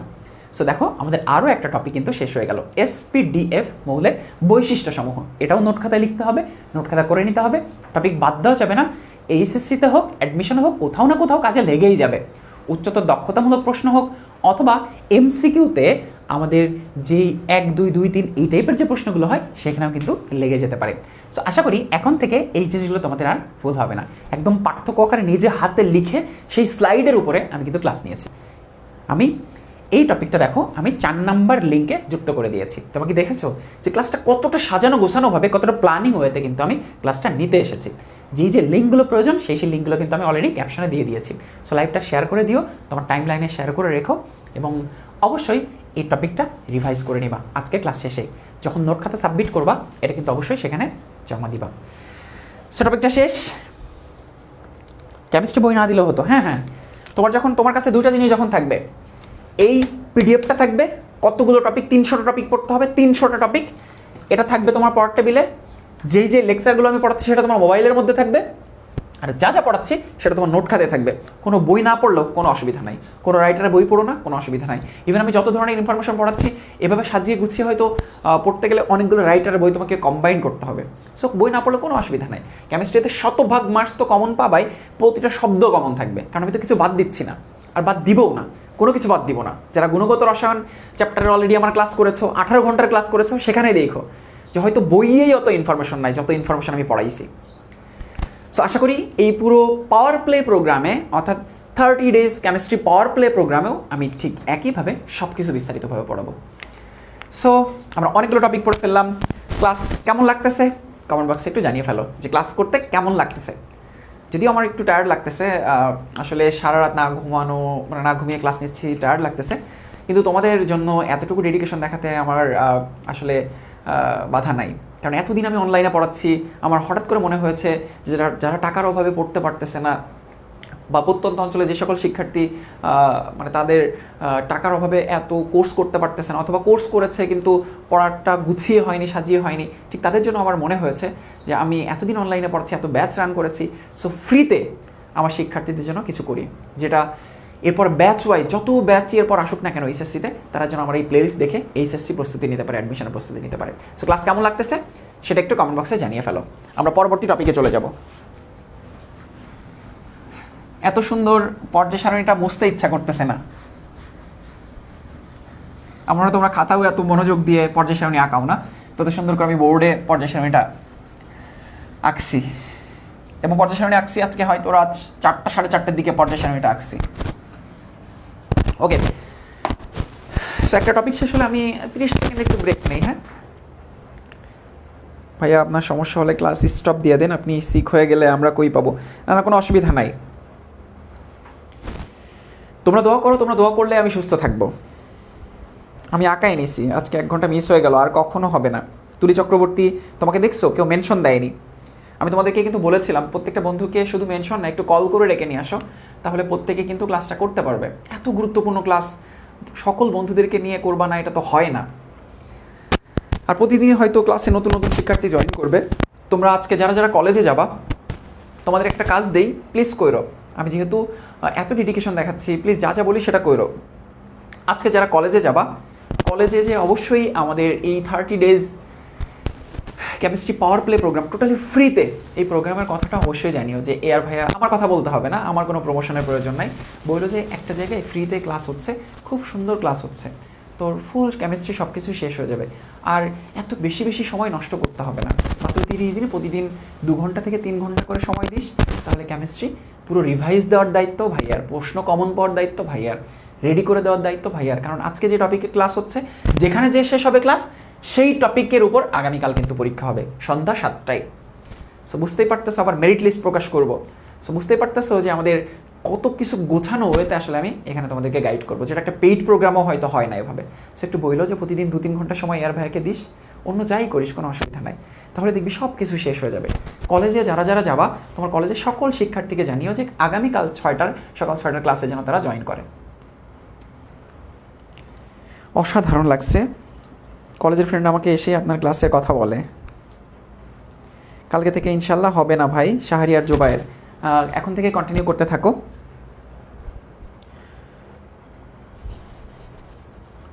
অনেক ভালো লাগতেছে ভাইয়া, অনেক অনেক ভালো লাগছে ভাইয়া, সুস্থতা দান করুক। আচ্ছা, হ্যাঁ, এই উদ্যোগ নেওয়ার পেছনে আমার আসলে অবশ্যই অনেক ডেডিকেশনের ব্যাপার ছিল, যে এত বড় সৎ সাহস দেখানো। আমার মনে হয় কেউ দেখিয়েছে কিনা যে পুরো কেমিস্ট্রি, অনেক বড় একটা সাবজেক্ট তো কেমিস্ট্রি। হ্যাঁ, কেমিস্ট্রি হয়তো অনেকে পড়ানোর সাহস দেখিয়েছে, কিন্তু ফুল সিলেবাস হয়তো দেখায়নি। আর এতটা বিস্তারিতভাবে এই টপিকগুলো প্রত্যেকটা বাদ দিয়ে দিতে পারতাম। আমি কোথা থেকে পড়ানো শুরু করতে পারতাম বলো তো? আমি পর্যায়ভিত্তিক ধর্ম থেকে পড়ানো শুরু করতে পারতাম। পর্যায়ভিত্তিক ধর্ম চ্যাপ্টারটার নাম, সেখান থেকে শুরু করতে পারতাম। আয়নীকরণ শক্তি, আকার, তড়িৎ ঋণাত্মকতা থেকে শুরু করতে পারতাম। কিন্তু কোথা থেকে শুরু করলাম? পর্যায় সারণীর একদম বেসিক থেকে, 9-10-এর বেসিক থেকে। সো এখান থেকে অন্তত পড়িয়ে প্রত্যেকটা টপিকে, যেখানে সিলেবাস দেখালাম 300টা টপিক পড়ানোর সৎসাহস হয়তো কেউ দেখাবে কিনা আমার জানা নাই। এতটা সাজিয়ে গুছিয়ে প্রথম দিন তোমাদেরকে বলেছি এটা প্রিন্ট করতে হবে। যারা যারা এখনো প্রিন্ট করো নাই, আজকেই কলেজ থেকে ব্যাক করার সময় এটা প্রিন্ট করে নিয়ে তারপর বাসায় আসবা, এবং বন্দি পাঠশালা গ্রুপে পোস্ট দিয়ে জানাবা যে যেভাবে প্রিন্ট করেছি। যে বন্ধুটা করে নাই, তোমরা যে কাজটা করবা, যে বন্ধুটা প্রিন্টের দোকানে যাবা, একসাথে 10টা প্রিন্ট করবা, একবারে দামাদামি করে নিবা যে আমি এতগুলো করতেছি, তাহলে আমাকে কম টাকা নিতে হবে। তাহলে টাকা সেভ হইলো, ওই বন্ধুগুলোকে দিয়ে দিবা। কয় টাকাই বা খরচ হবে? যেহেতু আমাকে কোনো টাকা দিতে হচ্ছে না, এতটুকু টাকা প্লিজ একটু খরচ করো। তোমার পোর্টেবল এটা থাকলে অ্যাডমিশন পর্যন্ত এই টপিকের বাইরে কোনো কিছু তো পড়তে হচ্ছে না। আমরা বইয়ের কন্টেন্ট দেখে পাগল হয়ে যাই, সূচিপত্র দেখলে পাগল হয়ে যায়, কোন টপিক পড়তে হবে, কীভাবে পড়তে হবে, এই টপিকের নামটা কি বুঝতে পারতেছি না। সেইখান থেকেই তো এটা করা। 4-5টা রাইটারের বই অ্যানালাইসিস করে 6-7 বছরের এক্সপিরিয়েন্স গ্যাদার করে এখানে এটা তৈরি করা। সো যখন এত সাজিয়ে গুছিয়ে কোনো কিছু তোমাদেরকে দিচ্ছি, সেটা একসেপ্ট করতে অসুবিধা কোথায়? না হয় 50-100 টাকা খরচ হবে। তোমার প্রত্যেকটা বন্ধুকে, তোমার যত ক্লোজ ফ্রেন্ড আছে তাদের সবার কপিটা তুমি করবা, করে তাদেরকে দিয়ে দিবা। আজকের মধ্যে যেন এই মুহূর্তে যে 3500 শিক্ষার্থী তোমরা রয়েছে, প্রত্যেকের যেন এটা আমি দেখতে পাই। আর পিডিএফ আমি বন্দি পাঠশালা পেজে ওপেন করে দিয়েছি।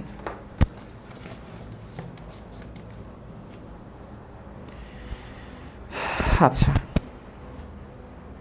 ঠিক আছে, আমরা অনেকক্ষণ মনে হয় কমেন্ট পড়ে ফেললাম। আমরা পরবর্তী টপিকে চলে যাচ্ছি। এরপরে আমরা যে টপিকটা পড়বো, ঠিক আছে, সবাই মনোযোগ দিতে থাকো, এবং তোমার যে বন্ধুটা মনে হচ্ছে যে ক্লাসে জয়েন করতে পারে নাই, তাকে অবশ্যই ক্লাসে ডেকে নিয়ে আসো। এভাবে সাজিয়ে গুছিয়ে পুরো কেমিস্ট্রিটা শেষ করব। এরপর আমরা যে টপিকটা পড়বো সেটা হচ্ছে, প্রত্যেকে কিন্তু নোট খাতার সাথে সাথে তুলে নিবা। পরীক্ষার আগের দিন কিন্তু ভিডিও না, পরীক্ষার আগের দিন নোট খাতা রিভাইজ করে পরীক্ষার হলে যেতে হবে। ইলেকট্রন বিন্যাস থেকে এখানে আমরা পুলিশের গর্তে পড়ে যাওয়া একটা থিওরি পড়বো, এবং যেখান থেকে এটা মনে রাখবো, পুলিশ এসপি গর্তে পড়ে গেছে, সেই থিওরি শিখবো আমরা। ওকে, ইলেকট্রন বিন্যাস থেকে মৌলের গ্রুপ ও পর্যায় নির্ণয়।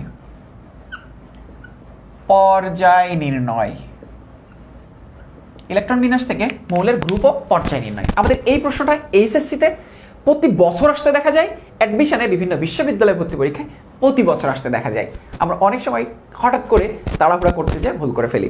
সো আজকে আরও একবার কনসেপ্টটা একদম ক্লিয়ার করে ফেলবো, এবং এটা ক্লিয়ার করতে করতে দেখব যে কিভাবে এসপি, পুলিশের এসপি পুলিশ, ও যেতে যেতে গর্তের মধ্যে পড়ে যায়। গর্তের মধ্যে যখন পড়ে যায় তখন অনেকবার ওঠার চেষ্টা করে, কিন্তু উঠতে পারে না। সেই থিওরিটা তোমাদেরকে শেখাবো। তো এটার জন্য আমরা প্রথমে পর্যায়টা শিখি। চলো, পর্যায় কিভাবে নির্ণয় করতে হয়। পর্যায় নির্ণয় করার কনসেপ্টটা হচ্ছে সর্বশেষ শক্তি স্তরের, আচ্ছা এটা ইউটিউবে আপলোড হয়ে যাবে, কোনো অসুবিধা নাই। সর্বশেষ শক্তি স্তরের সর্বোচ্চ প্রধান কোয়ান্টাম সংখ্যা,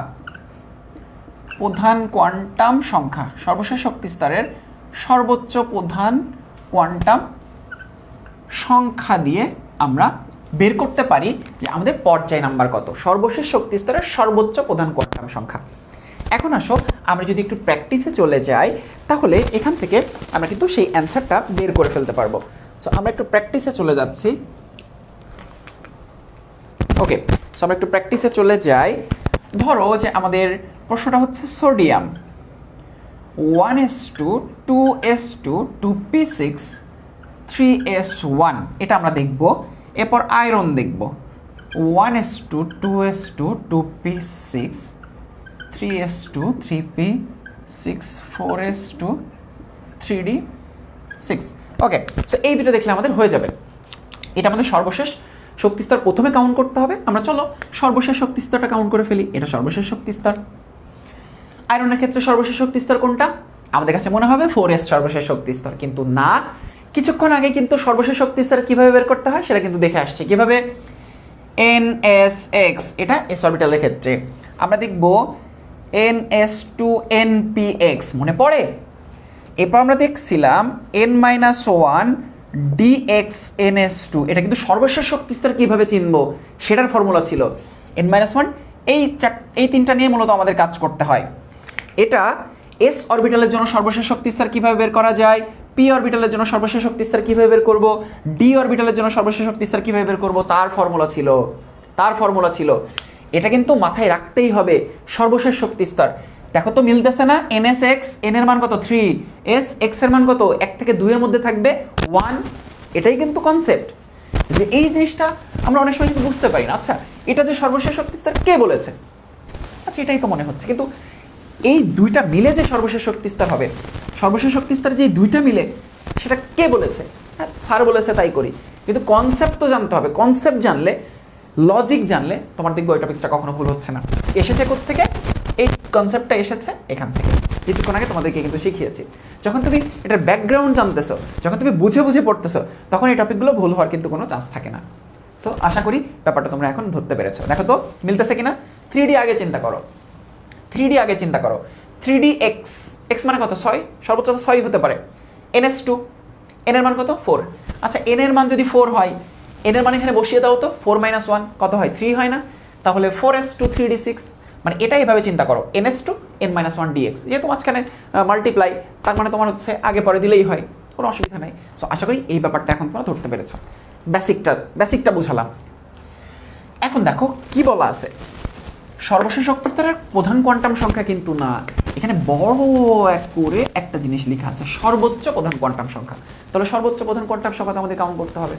তাহলে এখানে আমাদের আছেই একটা বক্সের মধ্যে, তাহলে এটা 3, সো পর্যায় সারণীর তৃতীয় পর্যায়ে অবস্থিত। ওকে, ক্লিয়ার। কিন্তু ঝামেলাটা হচ্ছে এখানে কেন?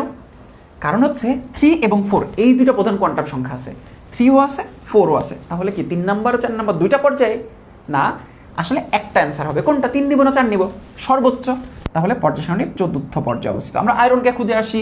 আয়রন বাবা কোথায় তুমি? দেখো তো চতুর্থ পর্যায়ে অবস্থিত। সোডিয়াম কোথায় তুমি? দেখো তো সোডিয়াম কত নম্বর পর্যায়ে? তৃতীয় পর্যায়ে অবস্থিত। এই যে পেয়ে গেছি। ওকে, সো এটাই হচ্ছে কনসেপ্ট। চলো আমরা আরেকটা এক্সাম্পল দেখে ফেলি, তাহলে আমাদের কাছে ব্যাপারটা একদম ক্লিয়ার হয়ে যাবে। Chlorine 1s2 2s2 2p6 3s2 3p5, সর্বশেষ শক্তিস্তর কোনটা? শুধু কি এইটা, নাকি এইটা, নাকি এই দুইটা? কিভাবে বুঝবো? কনসেপ্টে চলে যাও। ns2npx, মিলে গেছে না? তাহলে পির ক্ষেত্রে তো এটা বক্স হবে, এটা হচ্ছে সর্বশেষ শক্তিস্তর। ওই যে আইডিয়াটা তোমাদেরকে শিখাইলাম। সো এই কনসেপ্টটা হয়তো তোমরা 9-10 থেকে জানতে না, অথবা এতদিন এই চ্যাপ্টারটা পড়ার পরেও অনেকে জানতে না। আজকে কিন্তু তোমাদেরকে শিখিয়ে দিলাম। কলেজে যে বন্ধুদেরকে শিখিয়ে দিও। তাহলে এটাও 3, এটাও 3, তাহলে এখানে তো কোনো ঝামেলা নাই। তৃতীয় পর্যায় শেষ। এটাই হচ্ছে পর্যায় সারণীর পর্যায় নির্ণয়। এর আগে যখন আধুনিক পর্যায় সারণী ছিল, তখন কিন্তু 1a 2a 3a 4a এভাবে ছিল। 1b 2b 3b 4b, 8 নামে 3টা গ্রুপ ছিল। 8 নামে 3টা গ্রুপ ছিল, 8 9 10, এই 3টে একই নামে ছিল, 8 8 8। আবার 18 নম্বর গ্রুপ নামে কিন্তু কিছু ছিল না, শূন্য গ্রুপ ছিল। 18 নম্বর গ্রুপের নাম শূন্য ছিল।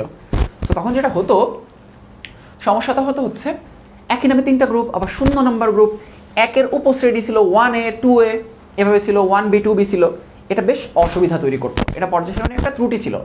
সেটা সংশোধন করে 1989 সালে সর্বাধুনিক পর্যায় সারণী তৈরি করা হয়, যার গ্রুপ হচ্ছে 18টা, পর্যায় হচ্ছে 7টা। সো তারপর থেকে আমাদের এই নিয়মটা চলে আসছে। ওকে, এবার চলো আমরা গ্রুপে চলে যাই। কিভাবে গ্রুপ সংখ্যা আমরা নির্ধারণ করতে পারি।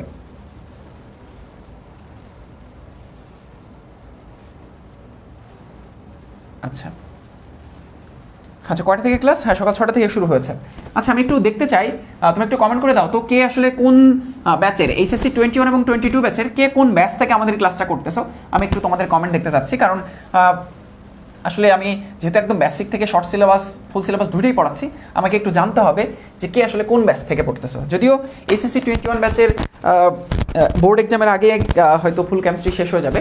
তারপর আমি একটু কমেন্ট তোমাদেরকে করতে রিকোয়েস্ট করতেছি যে আমাকে একটু বলে দাও যে কে কোন ব্যাচের। এবার আমরা গ্রুপ নির্ণয় শিখব।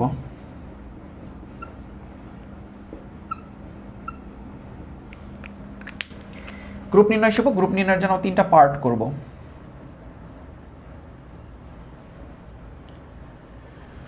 ওকে, রুল 1, রুল 2, রুল 3। আমরা কিন্তু আস্তে আস্তে জটিল টপিকের দিকে চলে যাচ্ছি। এরপরে কিন্তু আমাদের জটিল টপিকটা শুরু হবে। এরপর আমরা জটিল যে টপিকটা পড়বো সেটা হচ্ছে অবস্থান্তর মৌল। তারপর আমরা ঢুকে যাব জটিল সংখ্যা, জটিল যুগে ঢুকে চলে যাব। আমার তো মনে হচ্ছে অধিকাংশ HSC 21 batch, HSC 21 batch, SSC 21, 21, 22 ব্যাচের পেয়েছি। সামিয়া পারভিন, তোমরাও কলেজে যে জানিও তোমার বন্ধুদেরকে। মিম বলেছো এসএসসি 22 শর্ট সিলেবাসে ফার্স্ট শেষ করলে এক্সামে ভালো হইতো। এক্সামে এই চ্যাপ্টারটা 10 বার শেষ করছো, এই চ্যাপ্টারটা হয়তো 10 বার শেষ করার পরেও আবার যখন এই ক্লাসটা করতেছে তখন অনেক নতুন নতুন টপিক মনে পড়তেছে, এই টপিক দিয়ে তো ক্লাস করি নাই। সো সারা জীবন ওইটাই করবা যে বারবার চ্যাপ্টার শেষ করবা, কিন্তু দিন শেষে কোনো লাভ হবে না। একবার ভালো মতো শেষ করো, তাহলে দেখবা সব কিছুই তোমার মনে থাকতেছে। ওই একবার শেষ করাটাই তোমার আসলে বারবার তোমার কাজে লাগতেছে। সো এই চ্যাপ্টার আগে পড়ান, ওই চ্যাপ্টার আগে পড়ান, এভাবে করে করে আলটিমেটলি দৌড়ানি খুব ভালো মতো দেওয়া হয়, কিন্তু দিন শেষে কোনো লাভ হয় না। সো আশা করবো এই পুরো প্রোগ্রামে তোমরা এটা অন্তত বলবা না। যাদের মনে হয় যে ডে 1 থেকে, এটা তো ডে 1-এর ক্লাস, ডে 1 থেকে ডে 30 পর্যন্ত যে রুটিন আছে সেই রুটিনটা একবার দেখে নিও, সব কিছুই শেষ হয়ে যাবে। আগে পরে পুরোটা তো আমিই পড়াবো। সো কোথায় কতটুকু এফোর্ট দিতে হবে সেটাই, সেই সিদ্ধান্তটা আমার উপর ছেড়ে দাও। শর্ট সিলেবাসই তো পড়াচ্ছি, ফুল সিলেবাসের মধ্যে যখন পড়াই তখন কি শর্ট সিলেবাস বাদ পড়ে যায় নাকি? 3টা ক্লাসেই তো এই চ্যাপ্টার পুরোটা শেষ হয়ে যাবে। যখন শর্ট সিলেবাস যদি আমি 4টা ক্লাস ধরে পড়াইতাম আর ফুল সিলেবাস যদি 3টা ক্লাসে শেষ করে দিই, কোনটা ভালো? ফুল সিলেবাসে তো স্ট্রং বেসিক। আচ্ছা 22 কয়জন? ওকে, আচ্ছা ভাই আপনার চোখ লাল। হ্যাঁ চোখ লাল, আমি তো সারা রাত ঘুমাইনি। এসএসসি 22 যেভাবে ভালো হয় সেভাবেই করেন ভাইয়া, কোনো অসুবিধা নেই। ক্লাস ডিউরেশন 2 থেকে 2.5 ঘন্টা।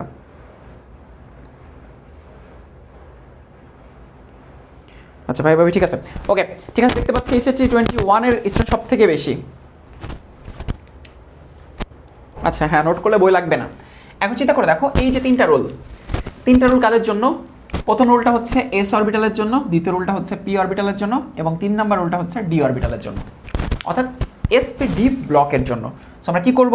এই রুলের আওতায় আমাদের যে কাজটা করতে হবে সেটা হচ্ছে এস এর ইলেকট্রনি গ্রুপ সংখ্যা। এবার বলেছিলাম না এস হচ্ছে 1 নাম্বার 2 নাম্বার। এবার ধরো এসপি হঠাৎ করে কোনো একটা আসামি ধরতে গেছে, আসামি ধরতে পারে নাই, আসামি ধরতে না পেরে হঠাৎ করে গর্তের মধ্যে পড়ে গেছে। কে পড়ছে? এসপি পড়ছে। এই যাচ্ছে গর্তে পড়ে গেছে। পর্যায় সারণীর মধ্যে এখানে একটা গর্ত না? দেখো তো কত ঘর গর্ত, 1 2 3 4 5 6 7 8 9 10। যাচ্ছে একটু গর্ত, এই ধপ করে পড়ে গেছে। 10টা গর্ত, তারপর আবার সিঁড়ি দিয়ে উপরে উঠতেছে।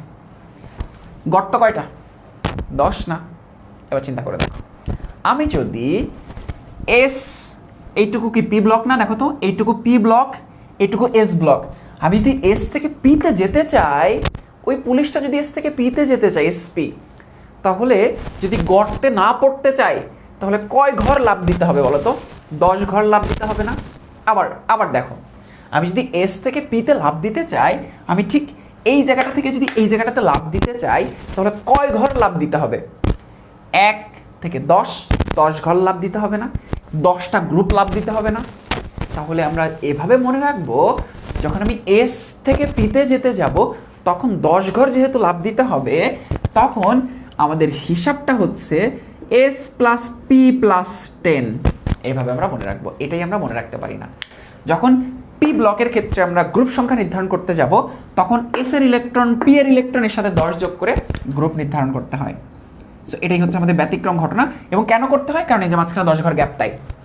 তারপর ডিতে আসো, ডি প্লাস এস এর ইলেকট্রনিক গ্রুপ সো এবার আমরা এক্সাম্পলে চলে যাই, চলো। D plus S, S plus P plus 10, আর এখানে শুধু S, S plus P, S plus D, কিন্তু এখানে 10 ঘর গ্যাপ আছে, এই জন্য আমাদের 10 যোগ করতে হয়, এবং এটাই হচ্ছে আমাদের স্পেশাল জায়গা যেটা আমরা মাথায় রাখবো। ওকে, চলো এক্সাম্পলে চলে যাই। তাহলে আমরা আবারও চলে যাই, আমরা ধরো আবারও সেই সোডিয়ামে চলে গেলাম, 1s2, 2s2, 2p6, 3s1। তাহলে সর্বশেষ শক্তি স্তর কোনটা? এটা। এখানে দেখতে পাচ্ছি পর্যায় 3, তাহলে এস এর যতগুলো ইলেকট্রন আছে সেটাই হচ্ছে গ্রুপ, তাহলে এটা কত নাম্বার গ্রুপে অবস্থিত? 1 নাম্বার গ্রুপে অবস্থিত। সো পি এর ক্ষেত্রে যাই, পি আমাদের যথেষ্ট ভেজাল করে। ক্লোরিন কত? 17, 1s2, 2s2, 2p6, 3s2, 3p5। এবার চিন্তা করে দেখো তো, আমাদের এই জায়গাটাতে সর্বশেষ শক্তি স্তর এটা, পর্যায় হচ্ছে 3, কিন্তু গ্রুপ কত? এসে কয়টা ইলেকট্রন? 2টা, পিতে কয়টা ইলেকট্রন? 5টা, তাহলে গ্রুপ কি 7? না, এই 10 তো আমরা এখনো যোগ করি নাই, তাহলে 10 যোগ করলে কত হবে? 17। সো যখন আমি দেখবো এস প্লাস পি, তখন তার সাথে 10 ঘর যোগ করে দিতে হবে, তখন আমরা গ্রুপ সংখ্যা পেয়ে গেলাম। দেখো তো ক্লোরিন কত নম্বর গ্রুপে অবস্থিত? 17 নম্বর গ্রুপে। সো আশা করি ব্যাপারটা এখন একদম বুঝে ফেলেছ। ডিতে চলে যাচ্ছি। সো আমরা যে আয়রনটা দেখেছিলাম, 1s2, 2s2, 2p6, 3s2, 3p6, 4s2, 3d6। So সর্বশেষ শক্তি স্তর কোনটা? এটা নাকি এইটা নাকি দুইটাই? ওই যে কনসেপ্ট তোমাদের ছিলই ওখানে, n-1 dx ns2। সো এখানে আমাদের পর্যায় নাম্বার হচ্ছে 4, কিন্তু গ্রুপ হচ্ছে 2 আর 6। 6 প্লাস 2 সমান 8, 8 নাম্বার গ্রুপে খুঁজে দেখো তো, পেয়ে গেছি আয়রনকে। সো এটাই হচ্ছে কনসেপ্ট। তোমরা যেটা ভুল করো, হয় এস এর অথবা ডি এর, তোমরা যেটা করো ডি এর ক্ষেত্রে শুধু ডি এর ইলেকট্রন গুণে গ্রুপ সংখ্যা বসিয়ে দাও, এস পির ক্ষেত্রে যেটা হয় এস প্লাস পি গুণে গ্রুপ সংখ্যা বসিয়ে দাও, এটা কিন্তু করা যাবে না। সো আশা করি এই কনসেপ্টটা তোমাদের এখন একদম ক্লিয়ার হয়ে গিয়েছে।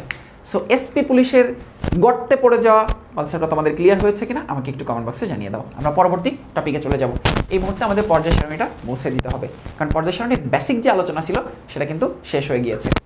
এখন আমরা যে আলোচনায় চলে যাবো সেটা হচ্ছে অবস্থান্তর মৌল। অবস্থান্তর মৌল চেনার উপায়, তারপর জটিল যৌগ লিগ্যান্ড, এগুলোতে চলে যাব।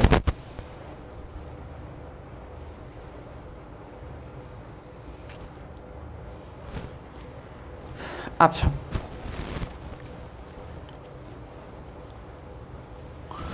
একদম ক্লিয়ার, একদম ক্লিয়ার। ওকে,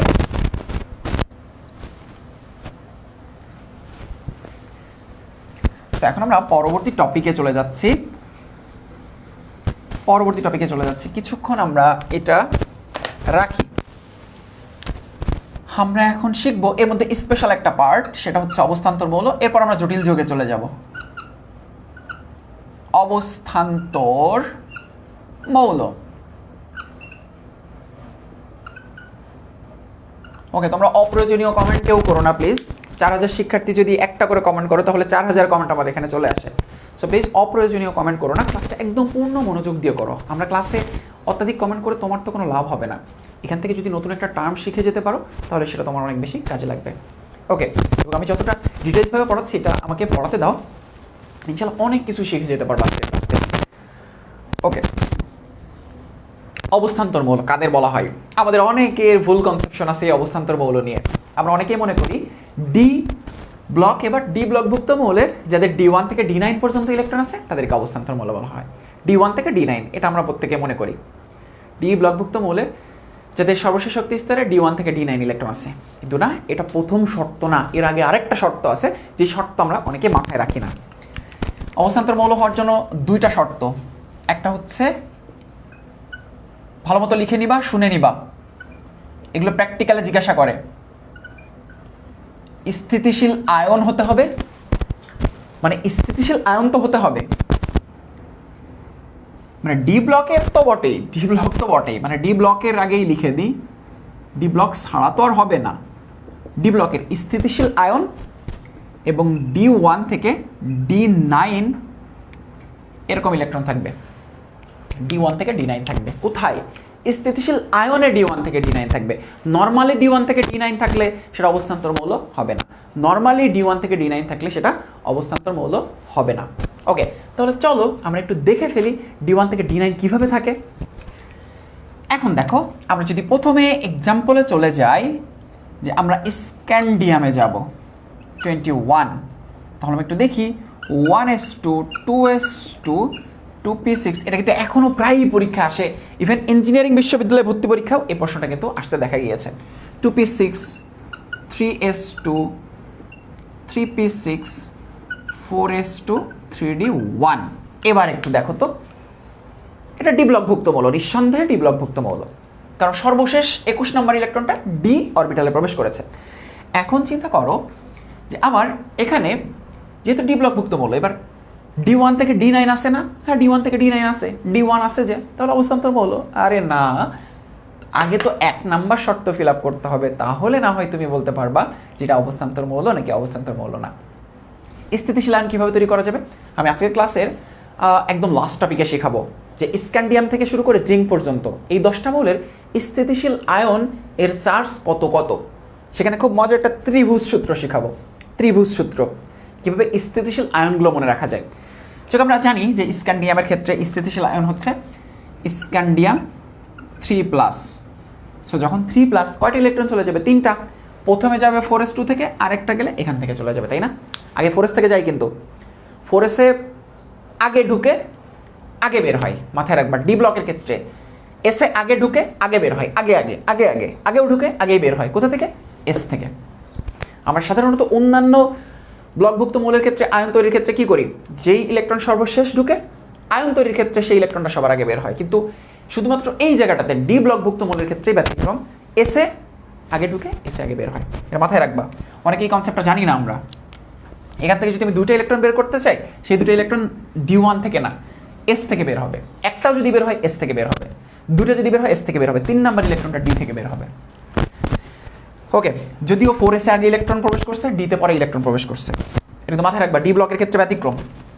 তাহলে আমরা যদি এটা কমপ্লিট করি, তাহলে খেয়াল করে দেখো 1s2 2s2 2p6 3s2 3p6, এবার 4s-এও শূন্য, 3d-তেও শূন্য। তাহলে দেখো 4s-এও শূন্য, 3d-তেও শূন্য। এবার দেখো তো আমাদের স্ক্যান্ডিয়াম কি অবস্থান্তর মৌল নাকি অবস্থান্তর মৌল না? এটা ডি ব্লকভুক্ত মৌল, কিন্তু কি অবস্থান্তর মৌল না? আমি তো D1 থেকে D9 দেখতে পাচ্ছি না। স্থিতিশীল আয়ন, হ্যাঁ ঠিক আছে, 1 নম্বর শর্ত। 2 নম্বর শর্ত হচ্ছে D1 থেকে D9 থাকতে হবে। দ্যাট মিনস এটা আমাদের অবস্থান্তর মৌল নয়। বাস্তবিকভাবে দেখে কিন্তু মনে হয় এটা একটা অবস্থান্তর মৌল। এবার চলো আমরা চলে যাব জিঙ্কে। যেমন জিঙ্কের ক্ষেত্রে আমরা দেখি 1s2 2s2 2p6 3s2 3p6 4s2 3d10। যেমন এটা আমাদের ডি ব্লকভুক্ত মৌল।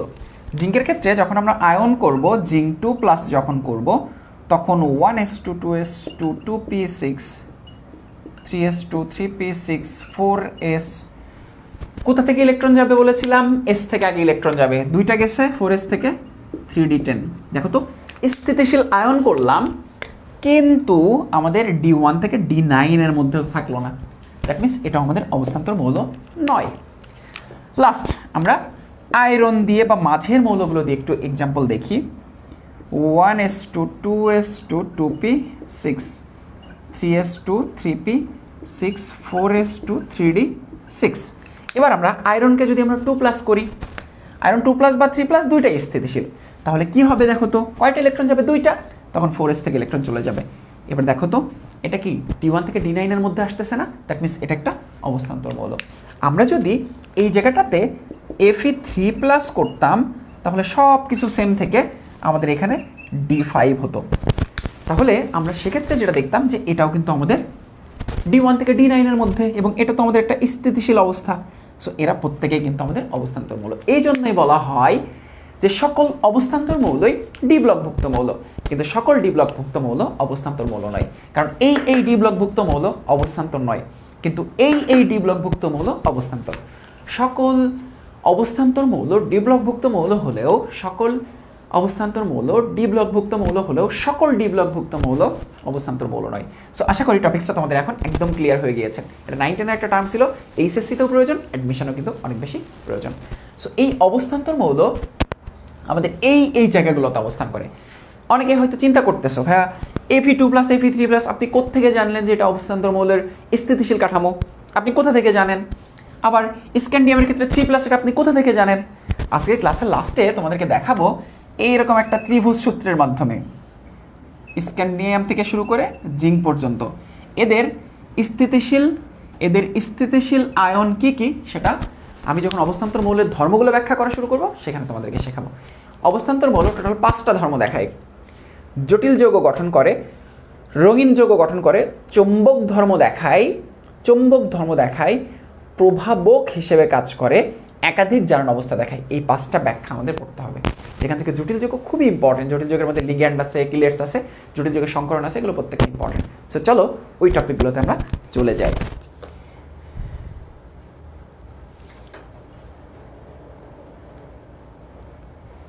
এমন যদি হতো যে একটা মৌলের 2টা আয়নের একটা অবস্থান্তর কিন্তু অপরটা নয়, তাহলে কি হবে? না, এমন হয় না, বুঝতে পারছো? আচ্ছা, ওকে।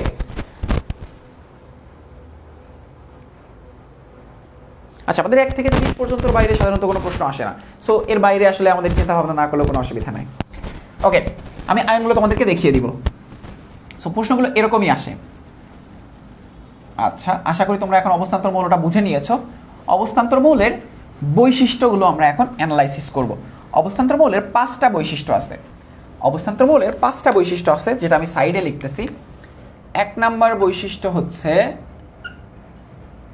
জটিল যৌগ গঠন করে। জটিল যৌগ গঠন, এটা 1 নাম্বার বৈশিষ্ট্য। 2 নাম্বার বৈশিষ্ট্য যদি বলি তাহলে রঙিন যৌগ গঠন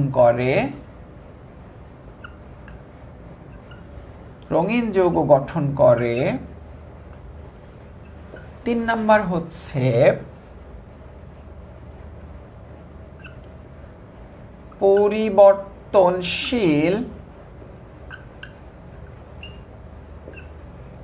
জারণ মান প্রদর্শন করে। এগুলো প্রত্যেকটা ব্যাখ্যা আমরা পড়ব। এরপর হচ্ছে প্যারাচুম্বক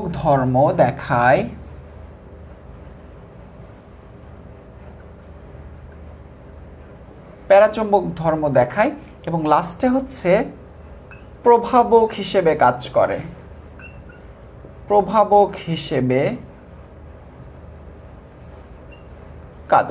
এগুলো আমরা একে একে এখন পড়ে ফেলবো। আমার মনে হয় যে এখন আমরা আমাদের পিরিয়ডিক টেবিলটা আমরা চাইলে মুছে দিতে পারি, কিন্তু আমরা আরেকটু সময় নেই, ঠিক আছে? ওকে, জটিল যৌগ গঠন। এখন চিন্তা করে দেখো যে আমাদের এই জটিল যৌগ গঠন, এই টার্মের মধ্যে জটিল যৌগ কি সেটা আমাদের পড়তে হবে। প্রতিদিন কি সকালে হবে? হ্যাঁ।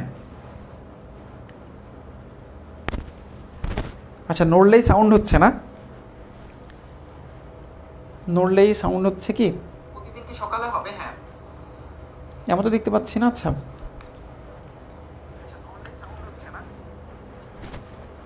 আমি একটু চেক করে নিই। নড়লেই সাউন্ড হচ্ছে কি? প্রতিদিন কি সকালে হবে? হ্যাঁ, এমন তো দেখতে পাচ্ছি না। আচ্ছা, আশা করি এখন ঠিক আছে। প্রশ্নটা এরকম না যে জিঙ্ক অবস্থান্তর মৌল নয়, কিন্তু জিঙ্ক 2+ এবং জিঙ্ক 3+ অবস্থান্তর মৌল, ব্যাপারটা এরকম না।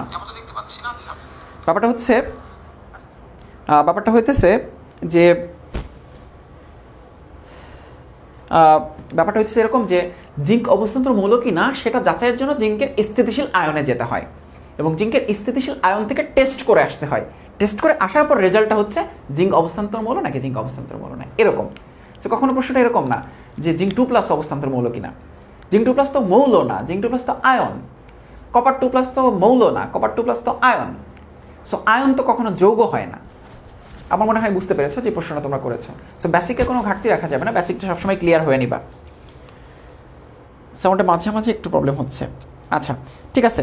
আর স্যার সাউন্ড রিপিট হচ্ছে। আচ্ছা, তোমার বন্ধুরা কিন্তু যে বন্ধুরা এখনও ক্লাসে জয়েন করতে পারে না অথবা ঘুম থেকে ওঠে নাই, আজকের সকালটা কিন্তু অন্য যে কোনো সকালের থেকে কিন্তু ব্যতিক্রম। কারণ আজকের সকালটা অন্যরা যখন ঘুম থেকে উঠবে তখন কিন্তু তোমার 2 ঘন্টা স্টাডি করা হয়ে গেছে, অলরেডি কিন্তু 1.5 ঘন্টা স্টাডি করে ফেলেছো তোমরা। আমাদের ক্লাস টাইম এই মুহূর্তে 11:27। সো বুঝতে পারছো অনেকের থেকে কিন্তু তুমি এগিয়ে যাচ্ছ।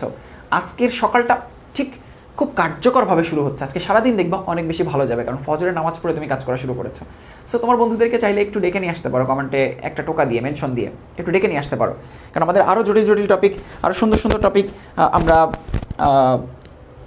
আচ্ছা 5টা থেকে দেন না, আর সুন্দর সুন্দর টপিক আমরা পড়বো। আচ্ছা, সো বন্ধুদেরকে একটু ডেকে নিয়ে আসতে পারো। এখন আসো জটিল যৌগ গঠন। এর মধ্যে আমাদের কয়েকটা পার্ট পড়তে হবে।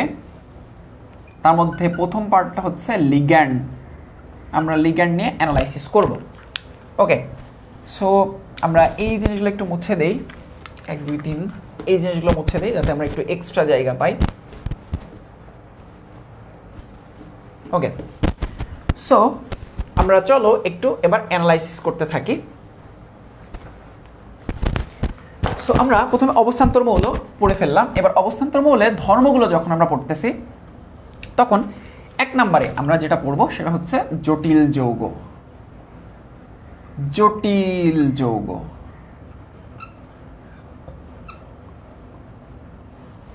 জটিল যৌগ, ঠিক আছে। এবার আসো জটিল যৌগ। জটিলের মধ্যে শব্দ কয়টা আছে? জ ট ল। জ ট ল আমরা 231 321 এই কনসেপ্টে কিন্তু এখন শিখবো। জ ট ল 3টে শব্দ, তাই জটিল যৌগ ফর্ম হতে গেলে 3টা জিনিস লাগবে। জটিল যৌগ ফর্ম হতে গেলে 3টা জিনিস লাগে। কি কি? জটিল যৌগ ফর্ম হতে গেলে 3টা জিনিস লাগে। কি কি? দেখো, 1 নাম্বার হচ্ছে জটিল যৌগ কারা গঠন করে? অবস্থান্তর মৌলসমূহ। তাহলে সে থাকে কেন্দ্রে, কেন্দ্রীয় ধাতব মৌল। কেন্দ্রীয় ধাতব মৌল থাকবে, এবং সেটা কে? কপার হতে পারে। এক্স্যাক্টলি আমাদের ওই স্থিতিশীল আয়নটা থাকবে। 2 থাকবে হচ্ছে লিগ্যান্ড। লিগ্যান্ড, লিগ্যান্ড কারা? লিগ্যান্ড হচ্ছে ইলেকট্রন দাতা। লিগ্যান্ড হচ্ছে ইলেকট্রন দাতা। এরপর হচ্ছে থাকবে একটা ক্যাটায়ন অথবা অ্যানায়ন। ক্যাটায়ন অথবা অ্যানায়ন। এখন জটিল যৌগ জটিল আয়নও হতে পারে। জটিল যৌগ জটিল আয়নও হতে পারে। এখন আয়ন কিভাবে হয়? ধরো জটিল যৌগ 2 রকম হয়, ক্যাটায়নিক এবং অ্যানায়নিক। ক্যাটায়নিক জটিল যৌগ কারা? যাদের সাথে অ্যানায়ন সংযুক্ত ছিল। অ্যানায়নিক জটিল যৌগ কারা? যাদের সাথে ক্যাটায়ন সংযুক্ত ছিল। এক্সাম্পল দিয়ে তোমাদেরকে বোঝায়। জটিল যৌগে এই 3টা জিনিস থাকতেই হবে।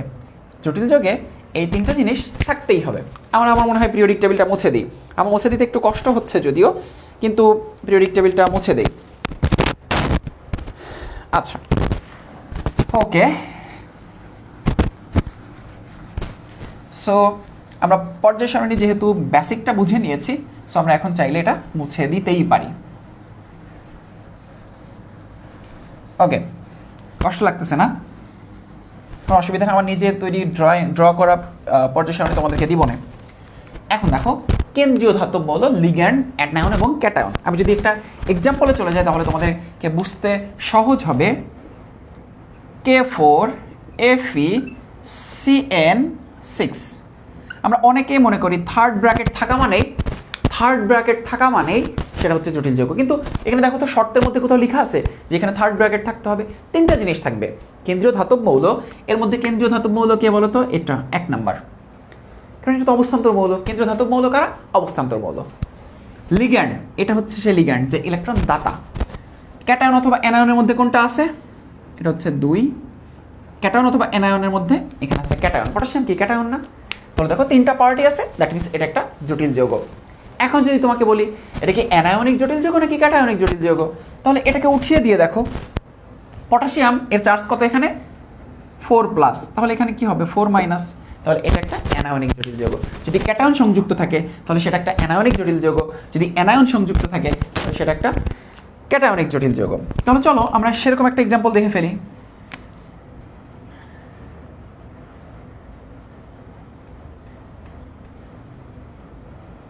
CuNH3,4SO4।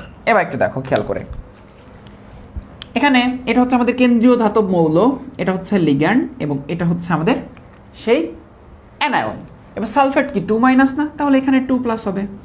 সো দেখো আমরা কিন্তু পেয়ে গিয়েছি যে আমাদের এটা একটা ক্যাটায়নিক জটিল যৌগ। সো জটিল যৌগ 2 প্রকার হতে পারে, অ্যানায়নিক এবং ক্যাটায়নিক।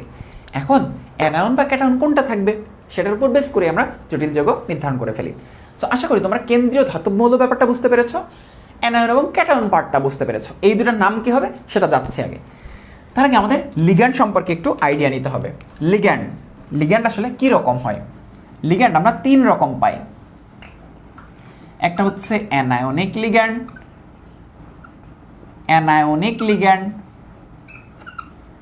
একটা হচ্ছে ক্যাটায়নিক লিগ্যান্ড এবং অপরটা হচ্ছে প্রশম লিগ্যান্ড। অ্যানায়নিক, ক্যাটায়নিক এবং প্রশম লিগ্যান্ড, এই 3 ধরনের লিগ্যান্ড আমরা দেখতে পাই।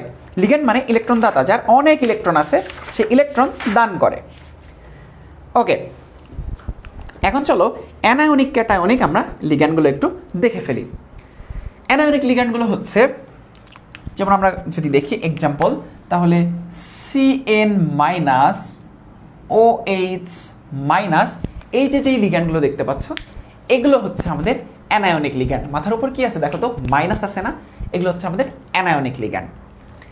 এরপর ক্যাটায়নিক লিগ্যান্ড হচ্ছে নাইট্রোনিয়াম আয়ন, নাইট্রোসোনিয়াম আয়ন, এটা হচ্ছে আমাদের ক্যাটায়নিক লিগ্যান্ড। নাইট্রোনিয়াম, নাইট্রোসোনিয়াম।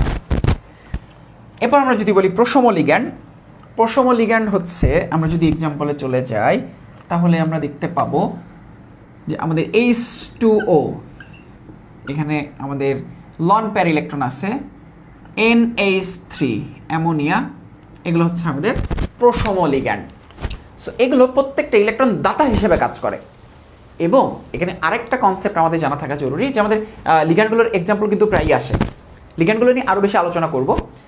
সো এখন দেখো এই যে লিগ্যান্ডের কাজটা কি? লিগ্যান্ড হচ্ছে হাজী মোহাম্মদ মহসিন, ও বিভিন্ন জনকে ইলেকট্রন দান করে, ইলেকট্রন দান করতে পছন্দ করে। যারা অলরেডি, হ্যাঁ এক্সাম্পল দিয়ে বোঝাচ্ছি, আরও কিছু উদাহরণ দিয়ে এক্সাম্পল দিয়ে বোঝাচ্ছি, উদাহরণ দিয়েই বোঝাবো। ওকে, লিগ্যান্ডের কাজ কি, কীভাবে কী করে, আমি সব কিছু বোঝাচ্ছি, একদম প্রত্যেকটা জিনিস ধরে ক্লিয়ার করে তারপর মানে শেষ করব। যারা হয়তো কলেজের জন্য বা প্রাইভেটের জন্য ক্লাস থেকে চলে যাচ্ছ, তাদেরকে বলবো অবশ্যই তোমাদের ক্লাসের শিডিউল বা কোনো ব্যাচের শিডিউল অবশ্যই একটু চেঞ্জ করে নিও। কারণ এই ক্লাসগুলো সারা বছর 2 বছর ধরে প্রাইভেট পড়েছ, মাত্র 1 মাসে পুরো কেমিস্ট্রিটা আমি শেষ করে দিব। যখন এটা বলেছি তখন এই ক্লাসগুলো তো তোমাকে করতেই হবে। সো এত দৌড়াদৌড়ি করে দিন শেষে যদি আমার পুরো লাভটাই না হলো, তাহলে আমি কেন দৌড়াদৌড়ি করবো? সো 1টা মাস এই শিডিউলটা আমাকে দাও, অন্য শিডিউলগুলো অন্য টিচারকে দিও, কোনো অসুবিধা নাই। সো এই শিডিউলটা আমাকে দাও, শুধুমাত্র ফোনের সামনে বসে থেকো, খাতা কলম নিয়ে, আর কিচ্ছু লাগবে না। দেখো অটোমেটিক তোমার পড়ার যে কত প্রোগ্রেস হচ্ছে সেটা 5-6 দিন ক্লাস করে দেখো, তারপরে বুঝতে পারবা। সো এই শিডিউলটা অন্তত আমাকে দিও, আমি এটা আশা করব।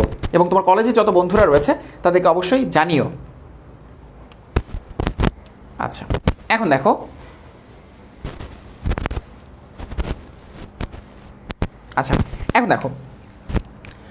যেটা বোঝাতে চাচ্ছি, আমি ভেঙে বোঝাবো লিগ্যান্ড কিভাবে কাজ করে, সেটা আমি বোঝাবো। লিগ্যান্ড এই কেন্দ্রীয় ধাতব মৌলের সাথে একটা বন্ধন তৈরি করে। সে বন্ধনটা হচ্ছে লিগ্যান্ড কেন্দ্রীয় ধাতব মৌলের সাথে সন্নিবেশ সমযোজী বন্ধন তৈরি করে। সন্নিবেশ